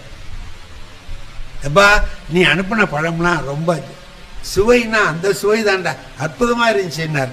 நல்லா இருந்துச்சுங்களா அப்படின்னா, நல்லா இருந்துச்சு, நான் தான் கொடுத்து அனுப்பினேன் அப்படின்னா. 6 பழம்னாலும் 6 அருமை. 6 294 கோவிலுக்கு அனுப்பினேன் அப்படின்னா, அதை பத்தி எனக்கு தெரியாது, 6 வந்து சேர்ந்ததுன்னா. முருகன் சொல்றான் 6 பழம் வந்துட்டுதுங்கிறான். அப்ப அந்த 6 எவன் ஏழை பசிக்கு சாப்பிட்டானோ அது முருகனுக்கு போயிடும். கோயிலுக்கு போனது போச்சு, அது என்ன வேணாலும் ஆகலாம். ஆனா 6 நேரடியா இறைவனுக்கு போய் சேருது. இதையும் திருமூலர் தான் சொல்ற. இவன் இருக்கானே, இவன் வந்து நடமாடும் கோயில், இவன் நடமாடுறவன். கோயில் படமாடும் கோயில். நடமாடும் கோயில் நம்பருக்கு ஒன்று ஈயின், படமாடும் கோயில் பகவருக்கு அங்கு ஆகான். படமாடும் கோயில் பகவருக்கு ஒன்று ஈயின், நடமாடும் கோயில் நம்பருக்கு அங்கு ஆகா. கோயில்ல கொண்டு ஒண்ணு கொடுத்தீனா இவனுக்கு வராது, ஆனா இவங்கிட்ட கொடுத்தீங்கன்னா கோயிலுக்கு போகும். இவன் வயிற்றுக்கு போனது, ஏழை வயிற்றுக்கு போனது இறைவனுக்கு போய் சேர்ந்தது. ஏன்னா ஏழையின் வயிற்றுல தான் இறைவனே இருக்கான். அதை நிறைவு பண்ணா இறைவனை நிறைவு பண்ணதா ஆச்சு அப்படின்னா. அப்ப அங்க போய் அடிகளார் இந்த கதையை சொல்லுவாங்க. சொல்லி நாம எப்ப வந்து மற்றவர்களுடைய பசியை தீர்க்கிறோமோ அப்ப இறைவனுடைய பசியை தீர்த்ததாக ஆகும். அண்ணா அறிஞர் அண்ணா சொன்னார், ஏழையின் சிரிப்பில் இறைவனை காண்போம். ஏழையை சிரிக்க வச்சா அதுதான் இறைவனுக்கு செய்கிற பணி. நான் படிக்கிற காலத்துல ஒரு இங்கிலீஷ்ல ஒரு கதை எங்களுக்கு பாடத்துல இருந்துச்சு. அபு பென் ஆடம்னு ஒண்ணு. அதுல வந்து அவன் என்ன செய்யறான், நல்லவனாகிறான். யாராவது கண்ணு தெரியாதவன் இருந்தானா அவனுக்கு உதவி செய்யறான். ஒரு அம்மா ஒரு பொருள் வாங்கணும்னு சொல்லி சொன்னா அவங்களுக்கு வாங்கிட்டு வந்து கொடுத்துட்டு போறான். பள்ளிக்கூடத்துக்கு லேட்டா போய் அடி வாங்கினாலும் இதெல்லாம் செய்யறான். எல்லாருக்கும் உதவி செய்யறான். பார்வை இல்லாதவர் பஸ் ஸ்டாண்டுக்கு போகணும்னா கொண்டு விட்டுட்டு போறான். ஒரு நாள் ராத்திரி தூங்கிட்டு இருக்கான், என்னமோ சத்தம் கேட்குது. முழிச்சு பார்க்கறான், ஒரு தேவதை முழிச்சு என்னமோ ஒரு பேப்பர் வச்சு எழுதிக்கிட்டு இருக்கு, இப்படி எழுதுது. அப்ப இவன் முழிச்சிட்டு கேட்டான், யாரு நீ? நானா தேவதை. என்ன எழுதிக்கிட்டு இருக்க? என்ன? யாரெல்லாம் ரொம்ப கடவுள் பக்தி உள்ளவங்களா இருக்கிறாங்கிறத லிஸ்ட் எடுத்துக்கிட்டு இருக்கேன். கடவுள் பக்தி ரொம்ப உள்ளவங்க யார் யாருன்னு லிஸ்ட் எடுத்துக்கிட்டு இருக்கேன். அபு பென் கேட்டான், என் பேர் இருக்கான்னு கேட்டான். அது படிச்சு பார்த்துட்டு, உன் பேர் இல்லையே, உன் பேர் இல்லையப்பா. இல்ல, சரி போ வந்துட்டான். அப்புறம் ஒரு நாள் இதே மாதிரி முடிச்சு பார்க்கறான், ஒரு தேவதை எழுதிக்கிட்டு இருக்கு. என்ன எழுதுறேன்னா, கடவுள் யார்கிட்ட ரொம்ப பக்தியா இருக்கிறார், யார்கிட்ட ரொம்ப அன்பா இருக்காருன்னு நான் லிஸ்ட் எடுக்கிறேன். என் பேர் இருக்கான்னா, உன் பேர் தான் முதல் பேரா இருக்கு. ஏழை எளிய மக்களுக்கு உதவி செய்கிறவனை கடவுள் வந்து கும்பிடுறார். நீ கடவுள்கிட்ட போய் கும்பிடணும், அவர் இங்க வந்து கும்பிடுவார்னா.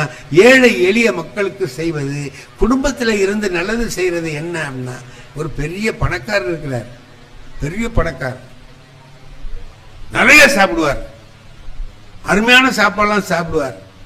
அவருக்கு ரொம்ப கவலை, தூக்கம் வராது, தவிப்பார், கஷ்டப்படுவார். மத்தியான நேரத்தில் சாப்பிடவும் முடியல, கொள்ள முடியல, அப்படி என்னென்னமோ கவலைகள் இருந்துச்சு அவருக்கு. என்னடா இப்படி இருக்க, இவ்வளவு கோடி கோடியா பணம் இருக்கு, தூக்கம் வர மாட்டேங்குது, மனசுல ஒரு நிம்மதி இருக்க மாட்டேங்குது, என்னடா வாழ்க்கை இது அப்படின்னு நினைச்சுக்கிட்டு இப்படி போறாரு. கொள்ள பக்கமா போய் இப்படி வயல்ல போறாரு. அங்க ஒரு உழவன் உழுதிட்டு இருக்கிறான். எப்போ மத்தியானம் வெயில்ல மேல சட்டை இல்லாம தலையில முண்டாசை கட்டிக்கிட்டு ஏர் ஓட்டுறான். ஹாயின்னு தெம்மாங்கு பாட்டு பாடிக்கிட்டு ஓட்டுறான். இவ்வளவு சாப்பாடு சாப்பிட்டோம் கொண்டோம், நமக்கு நிம்மதி இல்லை. இந்த வெயில்ல வேலை செஞ்சுக்கிட்டு என்னடா பாவி இப்ப பாட்டு பாடிக்கிட்டு இருக்கிறான், இவ்வளவு சந்தோஷமா இருக்கானேன்னு நினைச்சுக்கிட்டு இங்க வான்னு கூப்பிட்டார். வந்தான். என்னடா உனக்கு இந்த வேலை வெயில்ல இவ்வளவு கஷ்டப்பட்டுட்டு இருக்க, பாட்டு பாடிட்டு இருக்கேன்னா. அவன் சொன்னான், ஐயா இந்த வேலை செஞ்சு முடிச்சேன்னா 8 ரூபா கிடைக்கும்யான்னு. எவ்வளவு? 8 ரூபா கிடைக்கும்யா அப்படின்னா. 8 ரூபாயா? 8 ரூபாய்க்காடா இந்த பாட்டு போடுற?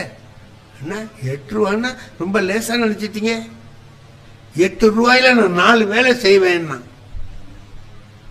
என்னடா 4 வேலை செய்வேன்?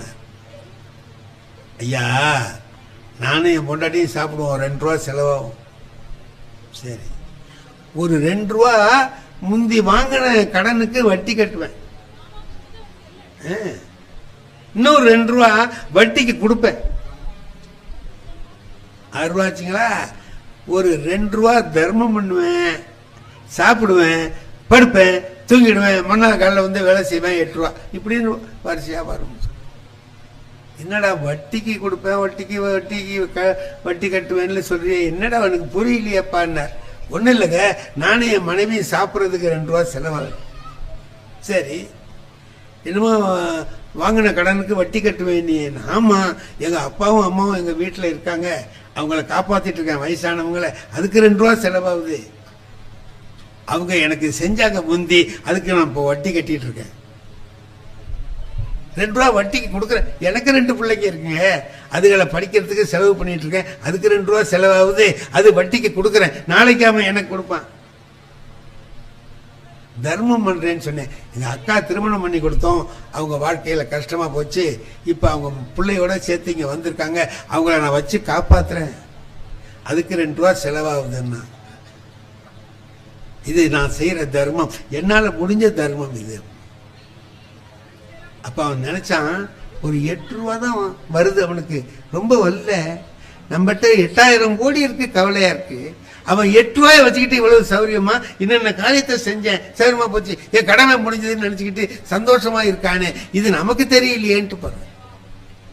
வாழ்க்கை என்பது நாம நம்முடைய வாழ்க்கையை எல்லா வகையிலும் நாமே அனுபவிக்கணும்னு. என்ன ஒருத்தன் கேட்கிறான், உன் மனைவியோட சேர்ந்து சந்தோஷமா இருந்தேங்கிறியே, அந்த இன்பம் எப்படி இருந்ததுன்னு கேட்டான். உலகத்துல யாராலையாவது சொல்ல முடியுமா? இத திருவள்ளுவர் ஒருத்தர் தான் சொன்னார்.